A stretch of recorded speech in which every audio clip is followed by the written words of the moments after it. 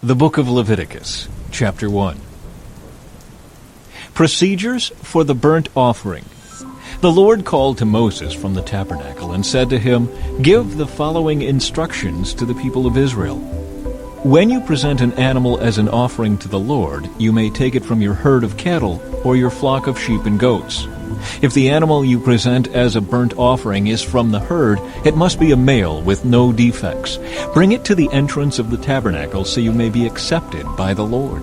Lay your hand on the animal's head, and the Lord will accept its death in your place to purify you, making you right with him. Then slaughter the young bull in the Lord's presence, and Aaron's sons, the priests, will present the animal's blood by splattering it against all sides of the altar that stands at the entrance to the tabernacle. Then skin the animal and cut it into pieces. The sons of Aaron the priest will build a wood fire on the altar. They will arrange the pieces of the offering, including the head and fat, on the wood burning on the altar. But the internal organs and the legs must first be washed with water. Then the priest will burn the entire sacrifice on the altar as a burnt offering. It is a special gift, a pleasing aroma to the Lord. If the animal you present as a burnt offering is from the flock, it may be either a sheep or a goat, but it must be a male with no defects. Slaughter the animal on the north side of the altar in the Lord's presence, and Aaron's sons, the priests, will splatter its blood against all sides of the altar. Then cut the animal in pieces, and the priests will arrange the pieces of the offering, including the head and fat, on the wood burning on the altar. But the internal organs and the legs must first be washed with water. Then the priest will burn the entire sacrifice on the altar as a burnt offering. It is a special gift, a pleasing aroma to the Lord. If you present a bird as a burnt offering to the Lord, choose either a turtle dove or a young pigeon. The priest will take the bird to the altar, wring off its head, and burn it on the altar. But first he must drain its blood against the side of the altar. The priest must also remove the crop and the feathers and throw them in the ashes on the east side of the altar.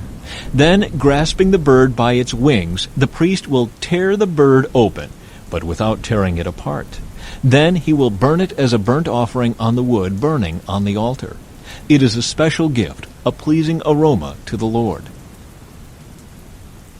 Chapter 2. Procedures for the grain offering. When you present grain as an offering to the Lord, the offering must consist of choice flour. You are to pour olive oil on it, sprinkle it with frankincense, and bring it to Aaron's sons, the priests. The priest will scoop out a handful of the flour moistened with oil, together with all the frankincense, and burn this representative portion on the altar. It is a special gift, a pleasing aroma to the Lord. The rest of the grain offering will then be given to Aaron and his sons. This offering will be considered a most holy part of the special gifts presented to the Lord. If your offering is a grain offering baked in an oven, it must be made of choice flour, but without any yeast. It may be presented in the form of thin cakes mixed with olive oil or wafers spread with olive oil. If your grain offering is cooked on a griddle, it must be made of choice flour, mixed with olive oil, but without any yeast. Break it in pieces and pour olive oil on it. It is a grain offering. If your grain offering is prepared in a pan, it must be made of choice flour and olive oil. No matter how a grain offering for the Lord has been prepared, bring it to the priest, who will present it at the altar. The priest will take a representative portion of the grain offering and burn it on the altar. It is a special gift, a pleasing aroma to the Lord. The rest of the grain offering will then be given to Aaron and his sons as their food. This offering will be considered a most holy part of the special gifts presented to the Lord. Do not use yeast in preparing any of the grain offerings you present to the Lord, because no yeast or honey may be burned as a special gift presented to the Lord. You may add yeast and honey to an offering of the first crops of your harvest, but these must never be offered on the altar as a pleasing aroma to the Lord. Season all your grain offerings with salt to remind you of God's eternal covenant. Never forget to add salt to your grain offerings. If you present a grain offering to the Lord from the first portion of your harvest, bring fresh grain that is coarsely ground and roasted on a fire. Put olive oil on this grain offering and sprinkle it with frankincense. The priest will take a representative portion of the grain moistened with oil, together with all the frankincense, and burn it as a special gift presented to the Lord. Chapter 3. Procedures for the peace offering. If you present an animal from the herd as a peace offering to the Lord, it may be a male or a female, but it must have no defects. Lay your hand on the animal's head and slaughter it at the entrance of the tabernacle. Then Aaron's sons, the priests, will splatter its blood against all sides of the altar. The priest must present part of this peace offering as a special gift to the Lord. This includes all the fat around the internal organs, the 2 kidneys and the fat around them near the loins, and the long lobe of the liver. These must be removed with the kidneys, and Aaron's sons will burn them on top of the burnt offering on the wood burning on the altar. It is a special gift, a pleasing aroma to the Lord. If you present an animal from the flock as a peace offering to the Lord, it may be a male or a female, but it must have no defects. If you present a sheep as your offering, bring it to the Lord, lay your hand on its head, and slaughter it in front of the tabernacle. Aaron's sons will then splatter the sheep's blood against all sides of the altar. The priest must present the fat of this peace offering as a special gift to the Lord. This includes the fat of the broad tail cut off near the backbone, all the fat around the internal organs, the 2 kidneys, and the fat around them near the loins, and the long lobe of the liver. These must be removed with the kidneys, and the priest will burn them on the altar. It is a special gift of food presented to the Lord. If you present a goat as your offering, bring it to the Lord, lay your hand on its head, and slaughter it in front of the tabernacle. Aaron's sons will then splatter the goat's blood against all sides of the altar. The priest must present part of this offering as a special gift to the Lord.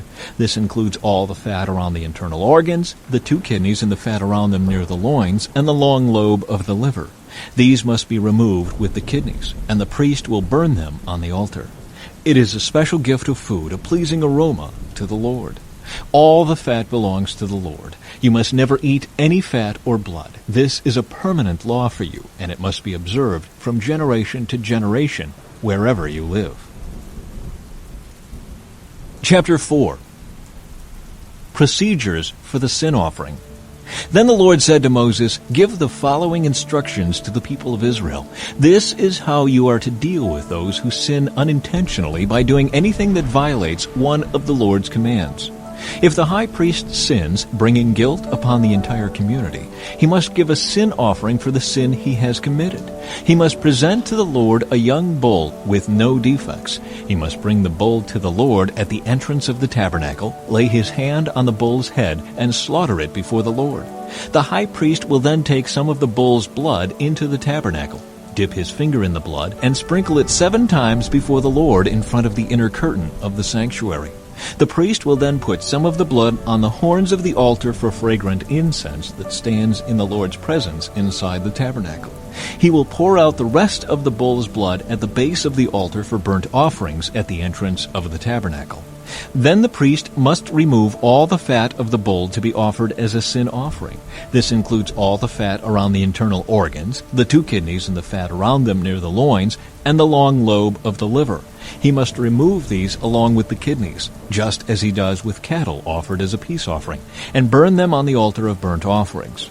But he must take whatever is left of the bull, its hide, meat, head, legs, internal organs, and dung, and carry it away to a place outside the camp that is ceremonially clean, the place where the ashes are dumped. There on the ash heap he will burn it on a wood fire.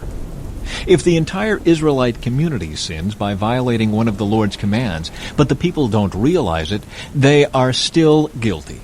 When they become aware of their sin, the people must bring a young bull as an offering for their sin and present it before the tabernacle. The elders of the community must then lay their hands on the bull's head and slaughter it before the Lord. The high priest will then take some of the bull's blood into the tabernacle, dip his finger in the blood, and sprinkle it 7 times before the Lord in front of the inner curtain. He will then put some of the blood on the horns of the altar for fragrant incense that stands in the Lord's presence inside the tabernacle. He will pour out the rest of the blood at the base of the altar for burnt offerings at the entrance of the tabernacle. Then the priest must remove all the animal's fat and burn it on the altar, just as he does with the bull offered as a sin offering for the high priest. Through this process, the priest will purify the people, making them right with the Lord, and they will be forgiven. Then the priest must take what is left of the bull and carry it outside the camp and burn it there. just as is done with the sin offering for the high priest. This offering is for the sin of the entire congregation of Israel. If one of Israel's leaders sins by violating one of the commands of the Lord his God, but doesn't realize it, he is still guilty. When he becomes aware of his sin, he must bring as his offering a male goat with no defects. He must lay his hand on the goat's head and slaughter it at the place where burnt offerings are slaughtered before the Lord. This is an offering for his sin. Then the priest will dip his finger in the blood of the sin offering and put it on the horns of the altar for burnt offerings. He will pour out the rest of the blood at the base of the altar. Then he must burn all the goat's fat on the altar, just as he does with the peace offering. Through this process, the priest will purify the leader from his sin, making him right with the Lord, and he will be forgiven. If any of the common people sin by violating one of the Lord's commands, but they don't realize it, they are still guilty. When they become aware of their sin, they must bring as an offering for their sin a female goat with no defects. They must lay a hand on the head of the sin offering and slaughter it at the place where burnt offerings are slaughtered. Then the priest will dip his finger in the blood and put it on the horns of the altar for burnt offerings. He will pour out the rest of the blood at the base of the altar. Then he must remove all the goat's fat, just as he does with the fat of the peace offering. He will burn the fat on the altar, and it will be a pleasing aroma to the Lord. Through this process, the priest will purify the people, making them right with the Lord, and they will be forgiven. If the people bring a sheep as their sin offering, it must be a female with no defects. They must lay a hand on the head of the sin offering and slaughter it at the place where burnt offerings are slaughtered. Then the priest will dip his finger in the blood of the sin offering and put it on the horns of the altar for burnt offerings. He will pour out the rest of the blood at the base of the altar. Then he must remove all the sheep's fat, just as he does with the fat of a sheep presented as a peace offering. He will burn the fat on the altar on top of the special gifts presented to the Lord. Through this process, the priest will purify the people from their sin, making them right with the Lord, and they will be forgiven. Chapter 5. Sins requiring a sin offering. If you are called to testify about something you have seen or that you know about, it is sinful to refuse to testify, and you will be punished for your sin. Or suppose you unknowingly touch something that is ceremonially unclean, such as the carcass of an unclean animal. When you realize what you have done, you must admit your defilement and your guilt. This is true whether it is a wild animal, a domestic animal, or an animal that scurries along the ground. Or suppose you unknowingly touch something that makes a person unclean. When you realize what you have done, you must admit your guilt. Or suppose you make a foolish vow of any kind, whether its purpose is for good or for bad. When you realize its foolishness, you must admit your guilt. When you become aware of your guilt in any of these ways, you must confess your sin. Then you must bring to the Lord as the penalty for your sin a female from the flock, either a sheep or a goat. This is a sin offering with which the priest will purify you from your sin, making you right with the Lord. But if you cannot afford to bring a sheep, you may bring to the Lord 2 turtle doves, or 2 young pigeons, as the penalty for your sin. One of the birds will be for a sin offering, and the other for a burnt offering. You must bring them to the priest, who will present the first bird as the sin offering. He will wring its neck, but without severing its head from the body. Then he will sprinkle some of the blood of the sin offering against the sides of the altar, and the rest of the blood will be drained out at the base of the altar. This is an offering for sin. The priest will then prepare the second bird as a burnt offering, following all the procedures that have been prescribed. Through this process, the priest will purify you from your sin, making you right with the Lord, and you will be forgiven. If you cannot afford to bring 2 turtle doves or 2 young pigeons, you may bring 2 quarts of choice flour for your sin offering. Since it is an offering for sin, you must not moisten it with olive oil or put any frankincense on it. Take the flour to the priest, who will scoop out a handful as a representative portion. He will burn it on the altar on top of the special gifts presented to the Lord. It is an offering for sin. Through this process, the priest will purify those who are guilty of any of these sins, making them right with the Lord, and they will be forgiven.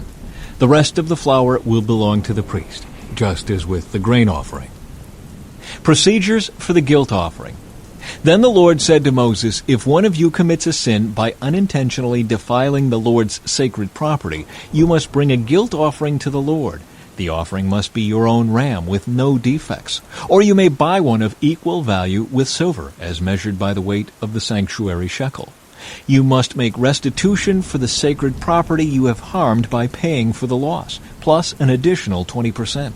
When you give the payment to the priest, he will purify you with the ram sacrificed as a guilt offering, making you right with the Lord, and you will be forgiven. Suppose you sin by violating one of the Lord's commands. Even if you are unaware of what you have done, you are guilty and will be punished for your sin. For a guilt offering, you must bring to the priest your own ram with no defects, or you may buy one of equal value. Through this process, the priest will purify you from your unintentional sin, making you right with the Lord, and you will be forgiven. This is a guilt offering, for you have been guilty of an offense against the Lord. Chapter 6. Sins requiring a guilt offering. Then the Lord said to Moses, "Suppose one of you sins against your associate and is unfaithful to the Lord. Suppose you cheat in a deal involving a security deposit, or you steal or commit fraud, or you find lost property and lie about it, or you lie while swearing to tell the truth, or you commit any other such sin. If you have sinned in any of these ways, you are guilty. You must give back whatever you stole, or the money you took by extortion, or the security deposit, or the lost property you found, or anything obtained by swearing falsely. You must make restitution by paying the full price plus an additional 20% to the person you have harmed. On the same day, you must present a guilt offering. As a guilt offering to the Lord, you must bring to the priest your own ram with no defects, or you may buy one of equal value. Through this process, the priest will purify you before the Lord, making you right with him, and you will be forgiven for any of these sins you have committed. Further instructions for the burnt offering. Then the Lord said to Moses, "Give Aaron and his sons the following instructions regarding the burnt offering. The burnt offering must be left on top of the altar until the next morning, and the fire on the altar must be kept burning all night. In the morning, after the priest on duty has put on his official linen clothing and linen undergarments, he must clean out the ashes of the burnt offering and put them beside the altar. Then he must take off these garments, change back into his regular clothes, and carry the ashes outside the camp to a place that is ceremonially clean. Meanwhile, the fire on the altar must be kept burning. It must never go out. Each morning the priest will add fresh wood to the fire and arrange the burnt offering on it. He will then burn the fat of the peace offerings on it. Remember, the fire must be kept burning on the altar at all times. It must never go out." Further instructions for the grain offering. These are the instructions regarding the grain offering. Aaron's sons must present this offering to the Lord in front of the altar. The priest on duty will take from the grain offering a handful of the choice flour moistened with olive oil, together with all the frankincense. He will burn this representative portion on the altar as a pleasing aroma to the Lord. Aaron and his sons may eat the rest of the flour, but it must be baked without yeast and eaten in a sacred place within the courtyard of the tabernacle. Remember, it must never be prepared with yeast. I have given it to the priests as their share of the special gifts presented to me, like the sin offering and the guilt offering. It is most holy. Any of Aaron's male descendants may eat from the special gifts presented to the Lord. This is their permanent right from generation to generation. Anyone or anything that touches these offerings will become holy. Procedures for the ordination offering. Then the Lord said to Moses, "On the day Aaron and his sons are anointed, they must present to the Lord a grain offering of 2 quarts of choice flour, half to be offered in the morning and half to be offered in the evening. It must be carefully mixed with olive oil and cooked on a griddle. Then slice this grain offering and present it as a pleasing aroma to the Lord. In each generation, the high priest who succeeds Aaron must prepare the same offering. It belongs to the Lord and must be burned up completely. This is a permanent law. All such grain offerings of a priest must be burned up entirely. None of it may be eaten." Further instructions for the sin offering. Then the Lord said to Moses, "Give Aaron and his sons the following instructions regarding the sin offering. The animal given as an offering for sin is a most holy offering, and it must be slaughtered in the Lord's presence at the place where the burnt offerings are slaughtered. The priest who offers the sacrifice as a sin offering must eat his portion in a sacred place within the courtyard of the tabernacle. Anyone or anything that touches the sacrificial meat will become holy. If any of the sacrificial blood spatters on a person's clothing, the soiled garment must be washed in a sacred place. If a clay pot is used to boil the sacrificial meat, it must then be broken. If a bronze pot is used, it must be scoured and thoroughly rinsed with water. Any male from a priest's family may eat from this offering. It is most holy. But the offering for sin may not be eaten if its blood was brought into the tabernacle as an offering for purification in the holy place. It must be completely burned with fire." Chapter 7. Further instructions for the guilt offering. These are the instructions for the guilt offering. It is most holy. The animal sacrificed as a guilt offering must be slaughtered at the place where the burnt offerings are slaughtered, and its blood must be splattered against all sides of the altar. The priest will then offer all its fat on the altar, including the fat of the broad tail, the fat around the internal organs, the 2 kidneys, and the fat around them near the loins, and the long lobe of the liver. These are to be removed with the kidneys, and the priests will burn them on the altar as a special gift presented to the Lord. This is the guilt offering. Any male from a priest's family may eat the meat. It must be eaten in a sacred place, for it is most holy. The same instructions apply to both the guilt offering and the sin offering. Both belong to the priest, who uses them to purify someone, making that person right with the Lord. In the case of the burnt offering, the priest may keep the hide of the sacrificed animal. Any grain offering that has been baked in an oven, prepared in a pan, or cooked on a griddle belongs to the priest who presents it. All other grain offerings, whether made of dry flour or flour moistened with olive oil, are to be shared equally among all the priests, the descendants of Aaron. Further instructions for the peace offering. These are the instructions regarding the different kinds of peace offerings that may be presented to the Lord. If you present your peace offering as an expression of thanksgiving, the usual animal sacrifice must be accompanied by various kinds of bread made without yeast, thin cakes mixed with olive oil, wafers spread with oil, and cakes made of choice flour mixed with olive oil. This peace offering of thanksgiving must also be accompanied by loaves of bread made with yeast. One of each kind of bread must be presented as a gift to the Lord. It will then belong to the priest, who splatters the blood of the peace offering against the altar. The meat of the peace offering of thanksgiving must be eaten on the same day it is offered. None of it may be saved for the next morning. If you bring an offering to fulfill a vow or as a voluntary offering, the meat must be eaten on the same day the sacrifice is offered. But whatever is left over may be eaten on the second day. Any meat left over until the third day must be completely burned up. If any of the meat from the peace offering is eaten on the third day, the person who presented it will not be accepted by the Lord. You will receive no credit for offering it. By then the meat will be contaminated. If you eat it, you will be punished for your sin. Meat that touches anything ceremonially unclean may not be eaten. It must be completely burned up. The rest of the meat may be eaten, but only by people who are ceremonially clean. If you are ceremonially unclean and you eat meat from a peace offering that was presented to the Lord, you will be cut off from the community. If you touch anything that is unclean, whether it is human defilement or an unclean animal or any other unclean detestable thing, and then eat meat from a peace offering presented to the Lord, you will be cut off from the community. The forbidden blood and fat. Then the Lord said to Moses, "Give the following instructions to the people of Israel.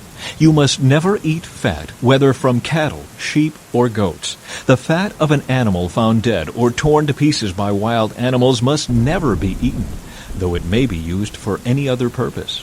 Anyone who eats fat from an animal presented as a special gift to the Lord will be cut off from the community. No matter where you live, you must never consume the blood of any bird or animal. Anyone who consumes blood will be cut off from the community." a portion for the priests. Then the Lord said to Moses, "Give the following instructions to the people of Israel. When you present a peace offering to the Lord, bring part of it as a gift to the Lord. Present it to the Lord with your own hands as a special gift to the Lord. Bring the fat of the animal together with the breast, and lift up the breast as a special offering to the Lord. Then the priest will burn the fat on the altar, but the breast will belong to Aaron and his descendants. Give the right thigh of your peace offering to the priest as a gift. The right thigh must always be given to the priest who offers the blood and the fat of the peace offering. For I have reserved the breast of the special offering and the right thigh of the sacred offering for the priests. It is the permanent right of Aaron and his descendants to share in the peace offerings brought by the people of Israel. This is their rightful share. The special gifts presented to the Lord have been reserved for Aaron and his descendants from the time they were set apart to serve the Lord as priests. On the day they were anointed, the Lord commanded the Israelites to give these portions to the priests as their permanent share from generation to generation. These are the instructions for the burnt offering, the grain offering, the sin offering, and the guilt offering, as well as the ordination offering and the peace offering. The Lord gave these instructions to Moses on Mount Sinai when he commanded the Israelites to present their offerings to the Lord in the wilderness of Sinai. Chapter 8. Ordination of the priests. Then the Lord said to Moses, "Bring Aaron and his sons, along with their sacred garments, the anointing oil, the bowl for the sin offering, the 2 rams, and the basket of bread made without yeast, and call the entire community of Israel together at the entrance of the tabernacle." So Moses followed the Lord's instructions, and the whole community assembled at the tabernacle entrance. Moses announced to them, "This is what the Lord has commanded us to do." Then he presented Aaron and his sons and washed them with water. He put the official tunic on Aaron and tied the sash around his waist. He dressed him in the robe, placed the ephod on him, and attached the ephod securely with its decorative sash. Then Moses placed the chest piece on Aaron and put the Urim and the Thummim inside it. He placed the turban on Aaron's head and attached the gold medallion, the badge of holiness, to the front of the turban, just as the Lord had commanded him. Then Moses took the anointing oil and anointed the tabernacle and everything in it, making them holy. He sprinkled the oil on the altar 7 times, anointing it and all its utensils, as well as the wash basin and its stand, making them holy. Then he poured some of the anointing oil on Aaron's head, anointing him and making him holy for his work. Next, Moses presented Aaron's sons. He clothed them in their tunics, tied their sashes around them, and put their special head coverings on them, just as the Lord had commanded him. Then Moses presented the bull for the sin offering. Aaron and his sons laid their hands on the bull's head, and Moses slaughtered it. Moses took some of the blood, and with his finger he put it on the 4 horns of the altar to purify it. He poured out the rest of the blood at the base of the altar. Through this process he made the altar holy by purifying it. Then Moses took all the fat around the internal organs, the long lobe of the liver, and the 2 kidneys and the fat around them, and he burned it all on the altar. He took the rest of the bull, including its hide, meat, and dung, and burned it on a fire outside the camp, just as the Lord had commanded him. Then Moses presented the ram for the burnt offering. Aaron and his sons laid their hands on the ram's head, and Moses slaughtered it. Then Moses took the ram's blood and splattered it against all sides of the altar. Then he cut the ram into pieces, and he burned the head, some of its pieces, and the fat on the altar. After washing the internal organs and the legs with water, Moses burned the entire ram on the altar as a burnt offering. It was a pleasing aroma, a special gift presented to the Lord, just as the Lord had commanded him. Then Moses presented the other ram, which was the ram of ordination. Aaron and his sons laid their hands on the ram's head, and Moses slaughtered it. Then Moses took some of its blood and applied it to the lobe of Aaron's right ear, the thumb of his right hand, and the big toe of his right foot. Next Moses presented Aaron's sons and applied some of the blood to the lobes of their right ears, the thumbs of their right hands, and the big toes of their right feet. He then splattered the rest of the blood against all sides of the altar. Next Moses took the fat, including the fat of the broad tail, the fat around the internal organs, the long lobe of the liver, and the 2 kidneys and the fat around them, along with the right thigh. On top of these he placed a thin cake of bread made without yeast, a cake of bread mixed with olive oil, and a wafer spread with olive oil. All these were taken from the basket of bread made without yeast that was placed in the Lord's presence. He put all these in the hands of Aaron and his sons, and he lifted them up as a special offering to the Lord. Moses then took all the offerings back from them and burned them on the altar on top of the burnt offering. This was the ordination offering.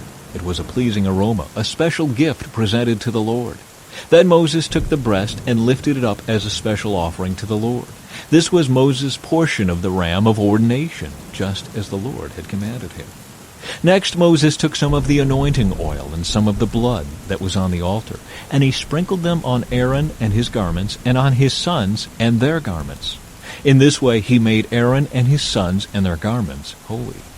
Then Moses said to Aaron and his sons, "Boil the remaining meat of the offerings at the tabernacle entrance, and eat it there, along with the bread that is in the basket of offerings, for the ordination, just as I commanded when I said, Aaron and his sons will eat it.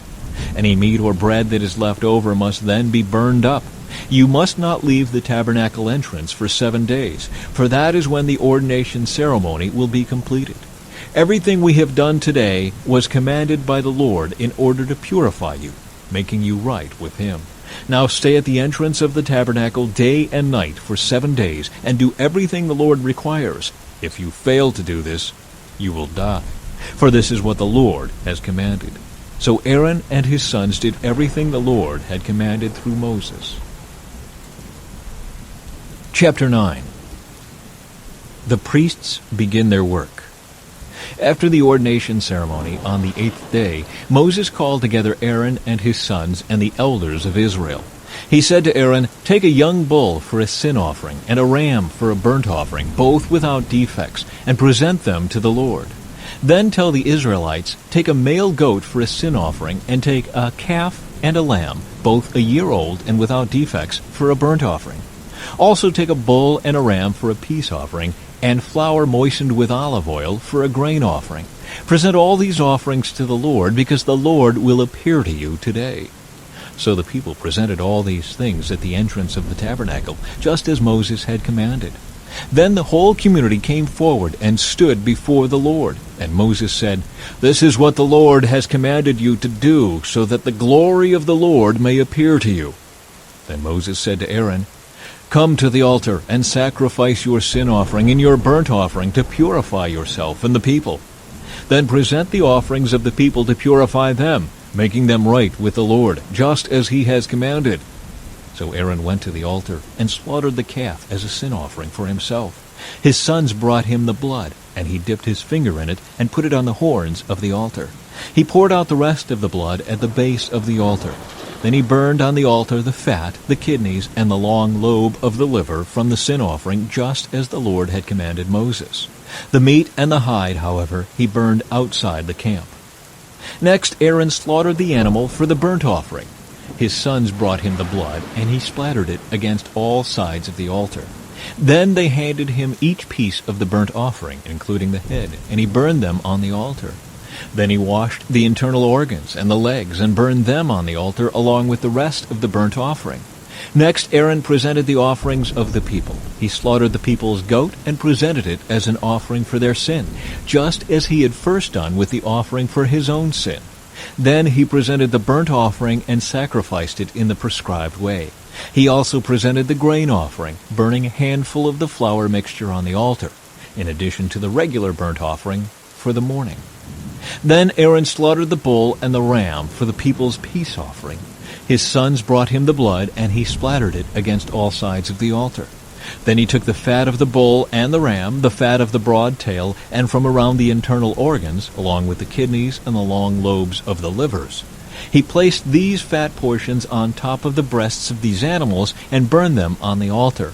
Aaron then lifted up the breasts and right thighs as a special offering to the Lord, just as Moses had commanded. After that, Aaron raised his hands toward the people and blessed them. Then, after presenting the sin offering, the burnt offering, and the peace offering, he stepped down from the altar. Then Moses and Aaron went into the tabernacle, and when they came back out, they blessed the people again, and the glory of the Lord appeared to the whole community. Fire blazed forth from the Lord's presence and consumed the burnt offering and the fat on the altar. When the people saw this, they shouted with joy and fell face down on the ground. Chapter 10. The sin of Nadab and Abihu. Aaron's sons Nadab and Abihu put coals of fire in their incense burners and sprinkled incense over them. In this way they disobeyed the Lord by burning before him the wrong kind of fire, different than he had commanded. So fire blazed forth from the Lord's presence and burned them up, and they died there before the Lord. Then Moses said to Aaron, "This is what the Lord meant when he said, 'I will display my holiness through those who come near me. I will display my glory before all the people.'" And Aaron was silent. Then Moses called for Mishael and Elzaphan, Aaron's cousins, the sons of Aaron's uncle Uzziel. He said to them, "Come forward and carry away the bodies of your relatives from in front of the sanctuary to a place outside the camp." So they came forward and picked them up by their garments and carried them out of the camp, just as Moses had commanded. Then Moses said to Aaron and his sons Eleazar and Ithamar, "Do not show grief by leaving your hair uncombed or by tearing your clothes. If you do, you will die, and the Lord's anger will strike the whole community of Israel. However, the rest of the Israelites, your relatives, may mourn because of the Lord's fiery destruction of Nadab and Abihu. But you must not leave the entrance of the tabernacle, or you will die, for you have been anointed with the Lord's anointing oil." So they did as Moses commanded. Instructions for priestly conduct. Then the Lord said to Aaron, "You and your descendants must never drink wine or any other alcoholic drink before going into the tabernacle. If you do, you will die.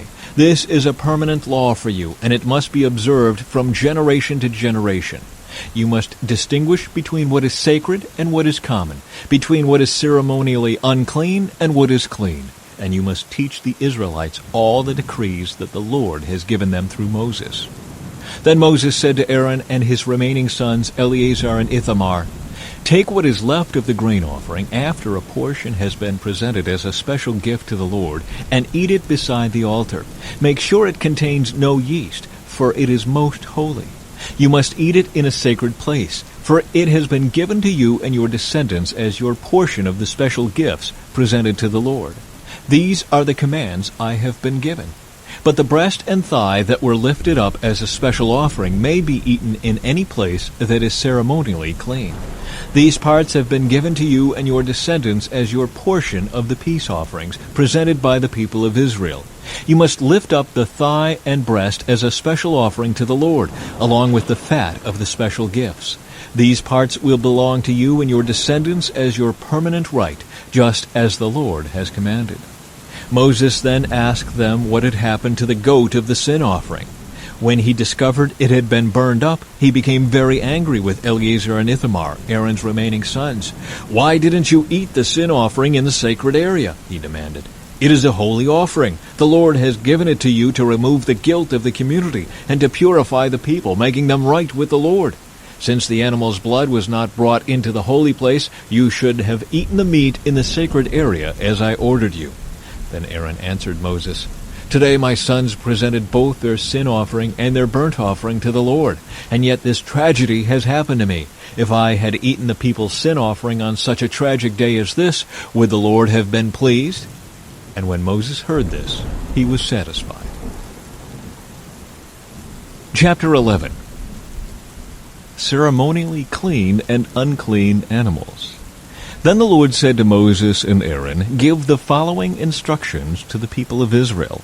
Of all the land animals, these are the ones you may use for food. You may eat any animal that has completely split hooves and chews the cud.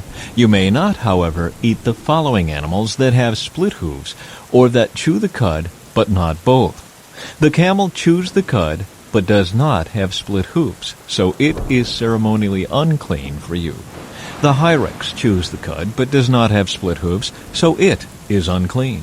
The hare chews the cud, but does not have split hooves, so it is unclean. The pig has evenly split hooves, but does not chew the cud, so it is unclean. You may not eat the meat of these animals or even touch their carcasses. They are ceremonially unclean for you. Of all the marine animals, these are ones you may use for food. You may eat anything from the water if it has both fins and scales, whether taken from salt water or from streams. But you must never eat animals from the sea or from rivers that do not have both fins and scales. They are detestable to you. This applies both to little creatures that live in shallow water and to all creatures that live in deep water. They will always be detestable to you. You must never eat their meat or even touch their dead bodies. Any marine animal that does not have both fins and scales is detestable to you. These are the birds that are detestable to you. You must never eat them: the griffin vulture, the bearded vulture, the black vulture, the kite, falcons of all kinds, ravens of all kinds, the eagle owl, the short-eared owl, the seagull, hawks of all kinds, the little owl, the cormorant, the great owl, the barn owl, the desert owl, the Egyptian vulture, the stork, herons of all kinds, the hoopoe, and the bat. You must not eat winged insects that walk along the ground. They are detestable to you. You may, however, eat winged insects that walk along the ground and have jointed legs so they can jump. The insects you are permitted to eat include all kinds of locusts, bald locusts, crickets, and grasshoppers. All other winged insects that walk along the ground are detestable to you. The following creatures will make you ceremonially unclean. If any of you touch their carcasses, you will be defiled until evening. If you pick up their carcasses, you must wash your clothes, and you will remain defiled until evening. Any animal that has split hooves that are not evenly divided or that does not chew the cud is unclean for you. If you touch the carcass of such an animal, you will be defiled. Of the animals that walk on all fours, those that have paws are unclean. If you touch the carcass of such an animal, you will be defiled until evening.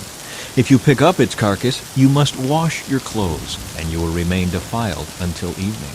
These animals are unclean for you. Of the small animals that scurry along the ground, these are unclean for you: the mole rat, the rat, large lizards of all kinds, the gecko, the monitor lizard, the common lizard, the sand lizard, and the chameleon.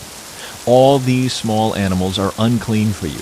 If any of you touch the dead body of such an animal, you will be defiled until evening. If such an animal dies and falls on something, that object will be unclean. This is true whether the object is made of wood, cloth, leather, or burlap. Whatever its use, you must dip it in water, and it will remain defiled until evening. After that, it will be ceremonially clean and may be used again. If such an animal falls into a clay pot, everything in the pot will be defiled, and the pot must be smashed. If the water from such a container spills on any food, the food will be defiled, and any beverage in such a container will be defiled. Any object on which the carcass of such an animal falls will be defiled. If it is an oven or hearth, it must be destroyed, for it is defiled, and you must treat it accordingly. However, if the carcass of such an animal falls into a spring or a cistern, the water will still be clean, but anyone who touches the carcass will be defiled. If the carcass falls on seed grain to be planted in the field, the seed will still be considered clean. But if the seed is wet when the carcass falls on it, the seed will be defiled. If an animal you are permitted to eat dies, and you touch its carcass, you will be defiled until evening. If you eat any of its meat or carry away its carcass, you must wash your clothes, and you will remain defiled until evening. All small animals that scurry along the ground are detestable, and you must never eat them. This includes all animals that slither along on their bellies, as well as those with 4 legs and those with many feet. All such animals that scurry along the ground are detestable, and you must never eat them. Do not defile yourselves by touching them. You must not make yourselves ceremonially unclean because of them. For I am the Lord your God. You must consecrate yourselves and be holy, because I am holy. So do not defile yourselves with any of these small animals that scurry along the ground. For I, the Lord, am the one who brought you up from the land of Egypt, that I might be your God. Therefore you must be holy, because I am holy. These are the instructions regarding land animals, birds, marine creatures, and animals that scurry along the ground.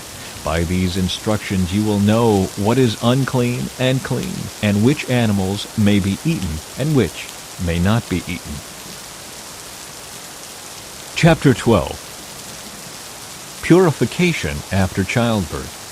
The Lord said to Moses, "Give the following instructions to the people of Israel. If a woman becomes pregnant and gives birth to a son, she will be ceremonially unclean for 7 days, just as she is unclean during her menstrual period. On the 8th day, the boy's foreskin must be circumcised. After waiting 33 days, she will be purified from the bleeding of childbirth. During this time of purification, she must not touch anything that is set apart as holy, and she must not enter the sanctuary until her time of purification is over. If a woman gives birth to a daughter, she will be ceremonially unclean for 2 weeks, just as she is unclean during her menstrual period. After waiting 66 days, she will be purified from the bleeding of childbirth. When the time of purification is completed for either a son or a daughter, the woman must bring a 1-year-old lamb for a burnt offering and a young pigeon or turtle dove for a purification offering. She must bring her offerings to the priest at the entrance of the tabernacle. The priest will then present them to the Lord to purify her. Then she will be ceremonially clean again after her bleeding at childbirth. These are the instructions for a woman after the birth of a son or a daughter. If a woman cannot afford to bring a lamb, she must bring 2 turtle doves or 2 young pigeons. One will be for the burnt offering and the other for the purification offering. The priest will sacrifice them to purify her, and she will be ceremonially clean. Chapter 13. Serious skin diseases.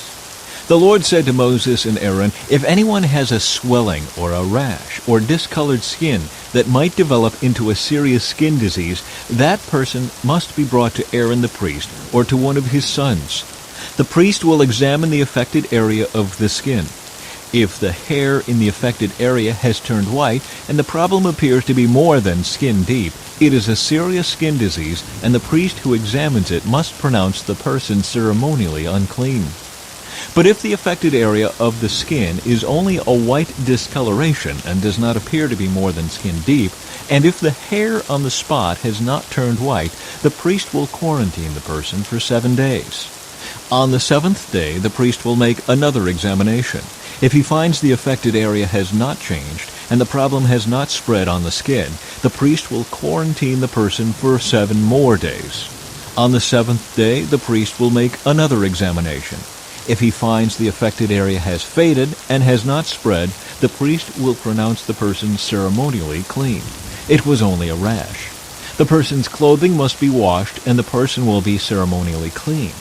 But if the rash continues to spread after the person has been examined by the priest and has been pronounced clean, the infected person must return to be examined again.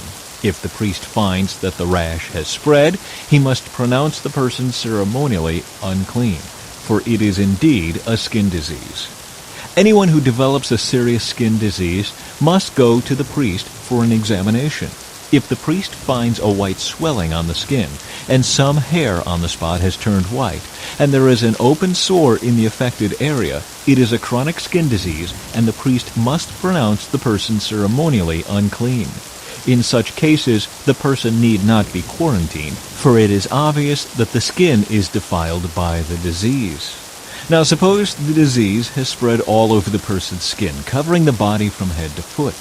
When the priest examines the infected person and finds that the disease covers the entire body, he will pronounce the person ceremonially clean. Since the skin has turned completely white, the person is clean. But if any open sores appear, the infected person will be pronounced ceremonially unclean. The priest must make this pronouncement as soon as he sees an open sore, since open sores indicate the presence of a skin disease. However, if the open sores heal and turn white like the rest of the skin, the person must return to the priest for another examination. If the affected areas have indeed turned white, the priest will then pronounce the person ceremonially clean by declaring, "You are clean." If anyone has a boil on the skin that has started to heal, but a white swelling or a reddish-white spot develops in its place, that person must go to the priest to be examined.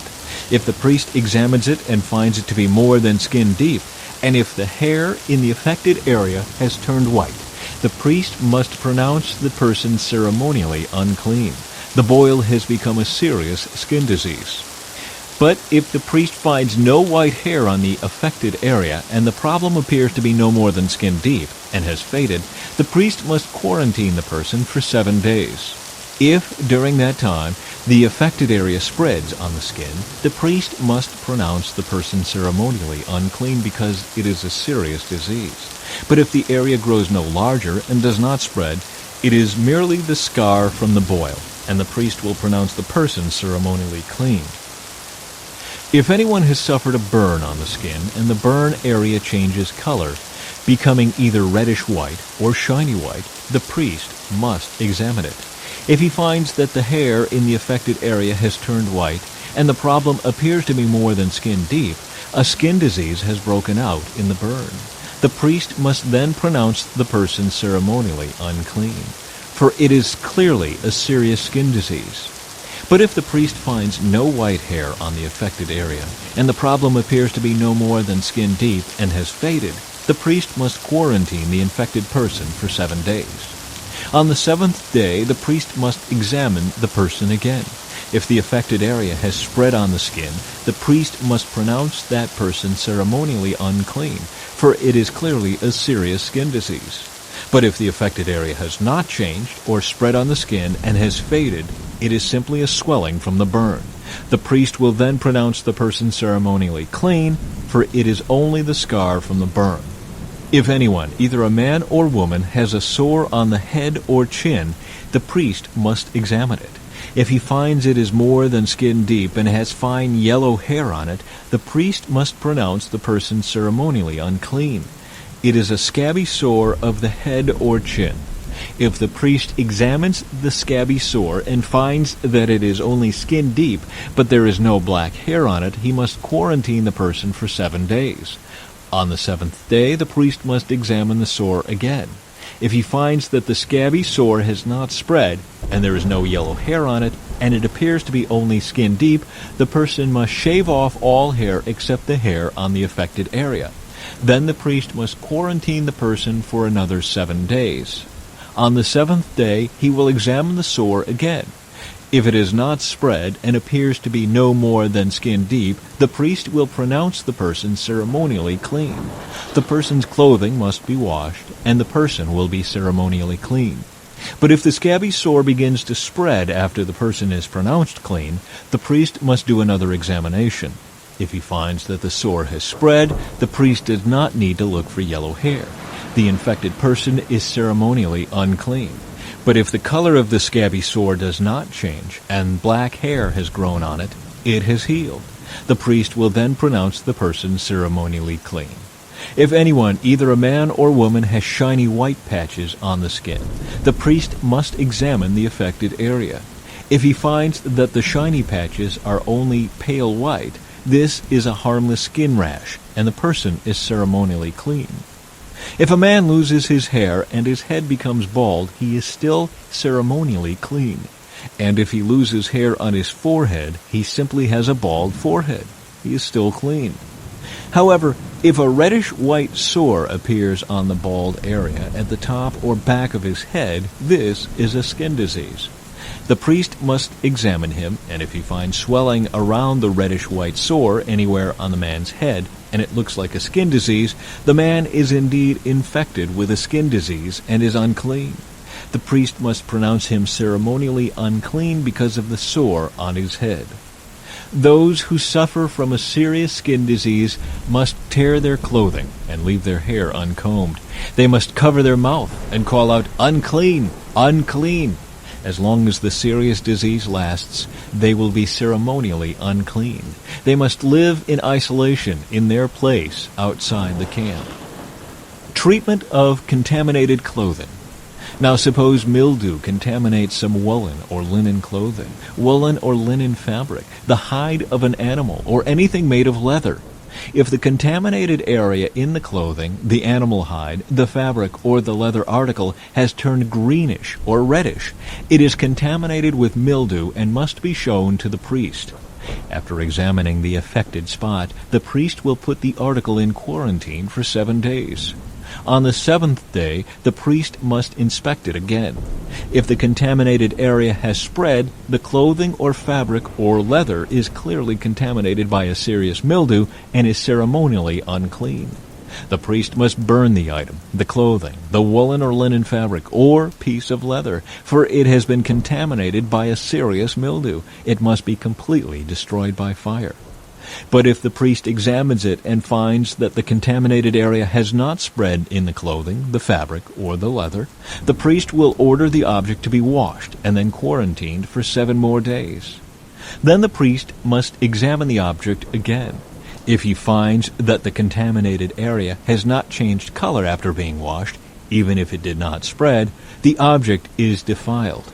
It must be completely burned up, whether the contaminated spot is on the inside or outside. But if the priest examines it and finds that the contaminated area has faded after being washed, he must cut the spot from the clothing, the fabric, or the leather. If the spot later reappears on the clothing, the fabric, or the leather article, the mildew is clearly spreading, and the contaminated object must be burned up.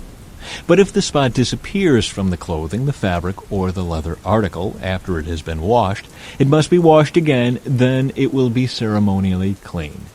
These are the instructions for dealing with mildew that contaminates woolen or linen clothing or fabric or anything made of leather. This is how the priest will determine whether these items are ceremonially clean or unclean.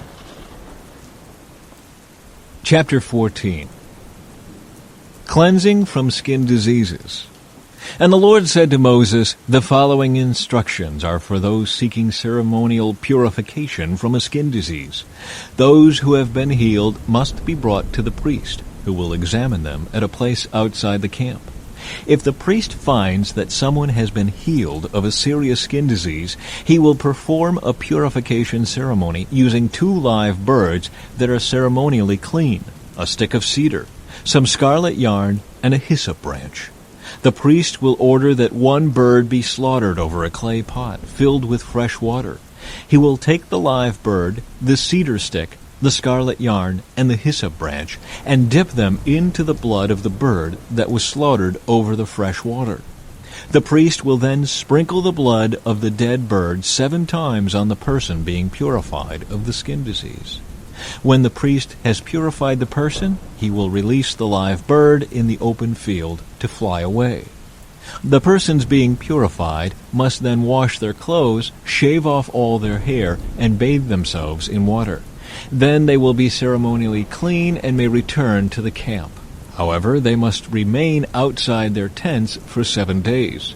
On the 7th day, they must again shave all the hair from their heads, including the hair of the beard and eyebrows. They must also wash their clothes and bathe themselves in water. Then they will be ceremonially clean. On the 8th day, each person being purified must bring 2 male lambs and a 1-year-old female lamb, all with no defects, along with a grain offering of 6 quarts of choice flour moistened with olive oil and a cup of olive oil. Then the officiating priest will present that person for purification, along with the offerings, before the Lord at the entrance of the tabernacle. The priest will take 1 of the male lambs and the olive oil and present them as a guilt offering, lifting them up as a special offering before the Lord. He will then slaughter the male lamb in the sacred area where sin offerings and burnt offerings are slaughtered. As with the sin offering, the guilt offering belongs to the priest. It is a most holy offering. The priest will then take some of the blood of the guilt offering and apply it to the lobe of the right ear, the thumb of the right hand, and the big toe of the right foot of the person being purified. Then the priest will pour some of the olive oil into the palm of his own left hand. He will dip his right finger into the oil in his palm and sprinkle some of it with his finger 7 times before the Lord. The priest will then apply some of the oil in his palm over the blood from the guilt offering that is on the lobe of the right ear, the thumb of the right hand, and the big toe of the right foot of the person being purified. The priest will apply the oil remaining in his hand to the head of the person being purified. Through this process, the priest will purify the person before the Lord. Then the priest must present the sin offering to purify the person who was cured of the skin disease. After that, the priest will slaughter the burnt offering and offer it on the altar along with the grain offering. Through this process, the priest will purify the person who was healed, and the person will be ceremonially clean. But anyone who is too poor and cannot afford these offerings may bring one male lamb for a guilt offering to be lifted up as a special offering for purification. The person must also bring 2 quarts of choice flour moistened with olive oil for the grain offering, and a cup of olive oil. The offering must also include 2 turtle doves or 2 young pigeons, whichever the person can afford. One of the pair must be used for the sin offering and the other for a burnt offering. On the 8th day of the purification ceremony, the person being purified must bring the offerings to the priest in the Lord's presence at the entrance of the tabernacle. The priest will take the lamb for the guilt offering, along with the olive oil, and lift them up as a special offering to the Lord.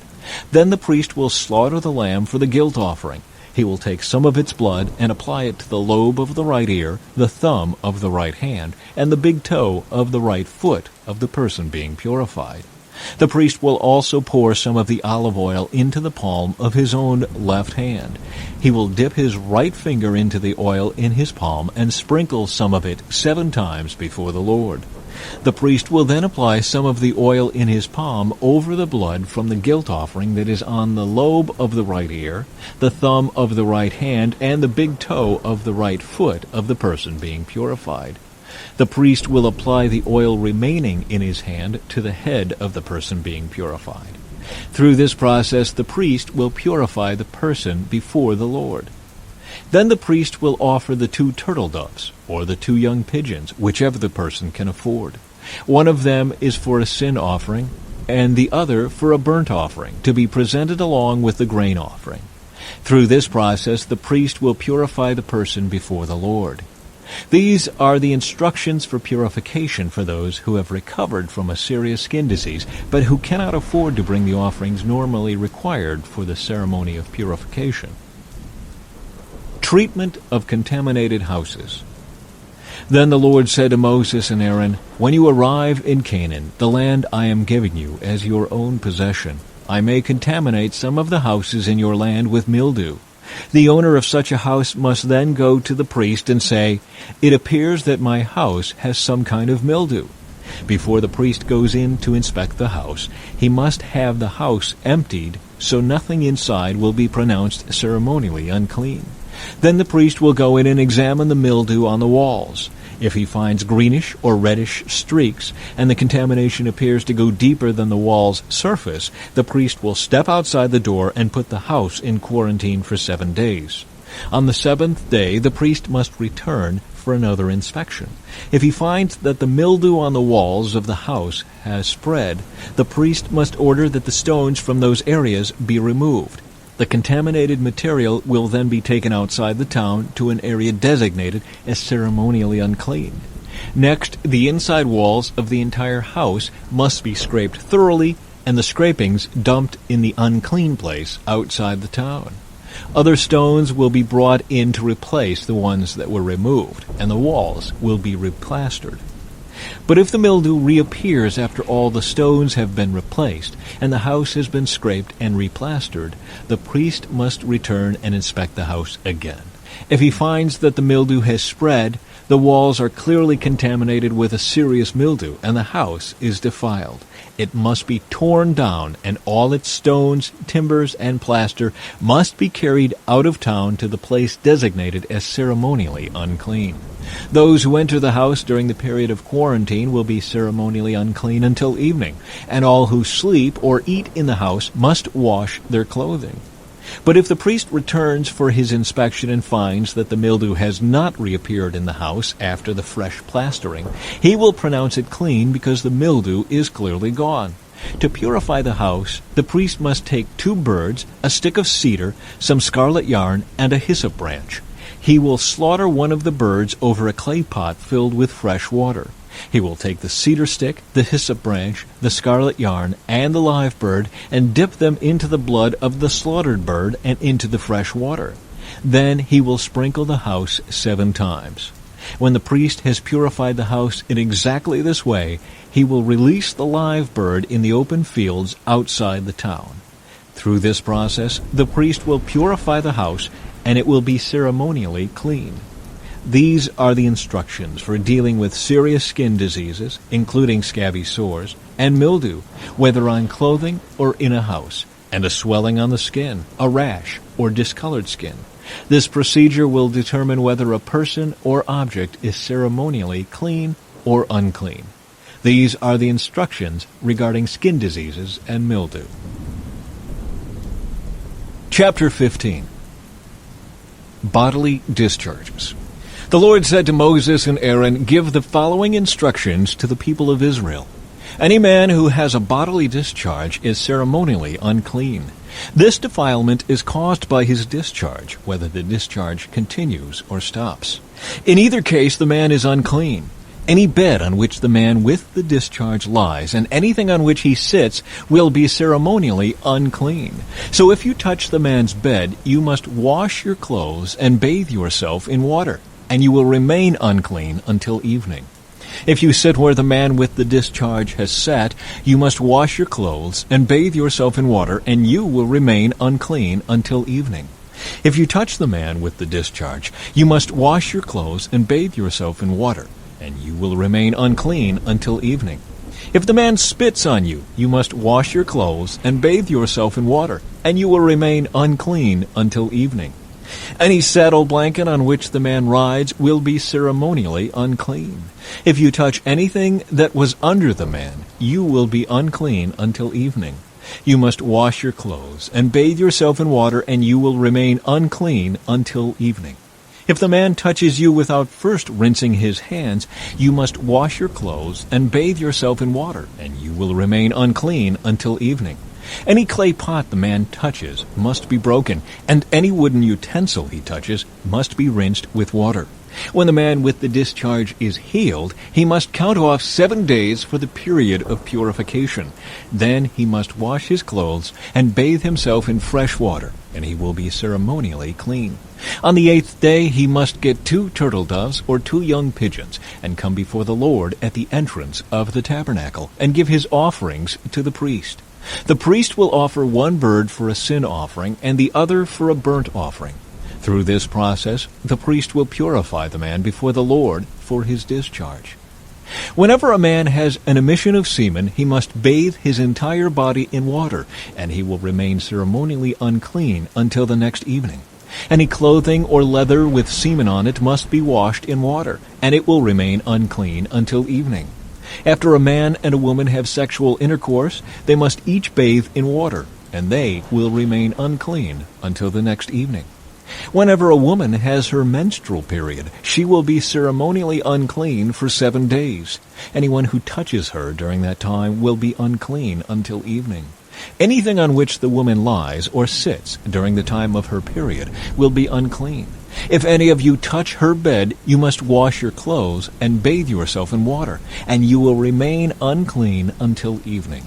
If you touch any object she has sat on, you must wash your clothes and bathe yourself in water, and you will remain unclean until evening. This includes her bed or any other object she has sat on. You will be unclean until evening if you touch it.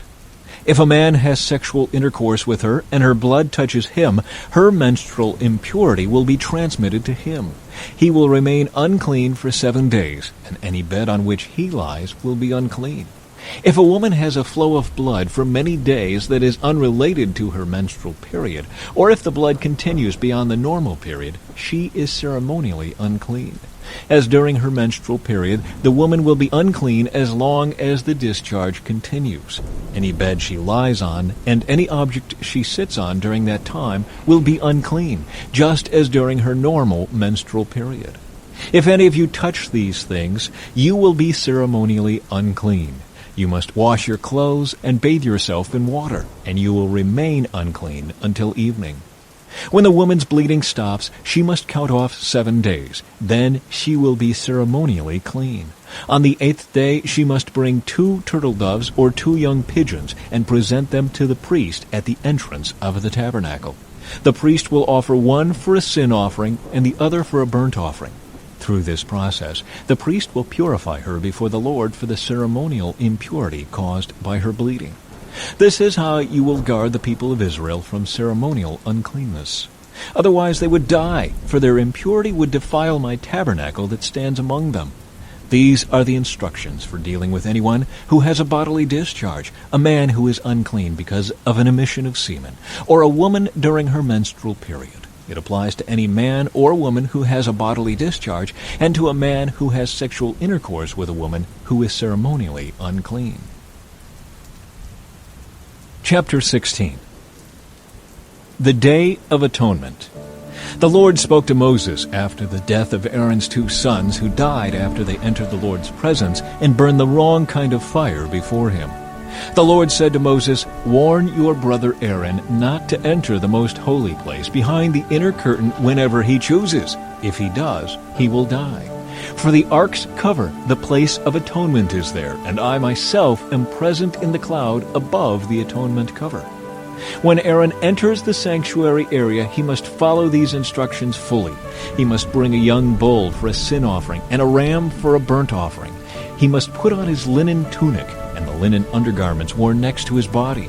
He must tie the linen sash around his waist and put the linen turban on his head. These are sacred garments, so he must bathe himself in water before he puts them on. Aaron must take from the community of Israel 2 male goats for a sin offering and a ram for a burnt offering. Aaron will present his own bull as a sin offering to purify himself and his family, making them right with the Lord. Then he must take the 2 male goats and present them to the Lord at the entrance of the tabernacle. He is to cast sacred lots to determine which goat will be reserved as an offering to the Lord and which will carry the sins of the people to the wilderness of Azazel. Aaron will then present as a sin offering the goat chosen by lot for the Lord. The other goat, the scapegoat chosen by lot to be sent away, will be kept alive, standing before the Lord. When it is sent away to Azazel in the wilderness, the people will be purified and made right with the Lord. Aaron will present his own bull as a sin offering to purify himself and his family, making them right with the Lord. After he has slaughtered the bull as a sin offering, he will fill an incense burner with burning coals from the altar that stands before the Lord. Then he will take 2 handfuls of fragrant powdered incense, and will carry the burner and the incense behind the inner curtain. There, in the Lord's presence, he will put the incense on the burning coals so that a cloud of incense will rise over the ark's cover, the place of atonement, that rests on the ark of the covenant. If he follows these instructions, he will not die. Then he must take some of the blood of the bull, dip his finger in it, and sprinkle it on the east side of the atonement cover. He must sprinkle blood 7 times with his finger in front of the atonement cover.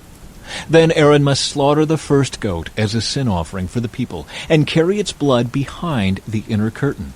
There he will sprinkle the goat's blood over the atonement cover and in front of it, just as he did with the bull's blood. Through this process he will purify the most holy place, and he will do the same for the entire tabernacle because of the defiling sin and rebellion of the Israelites.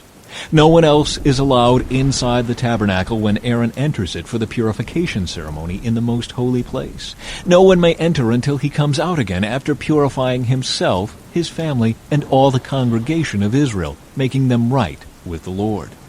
Then Aaron will come out to purify the altar that stands before the Lord.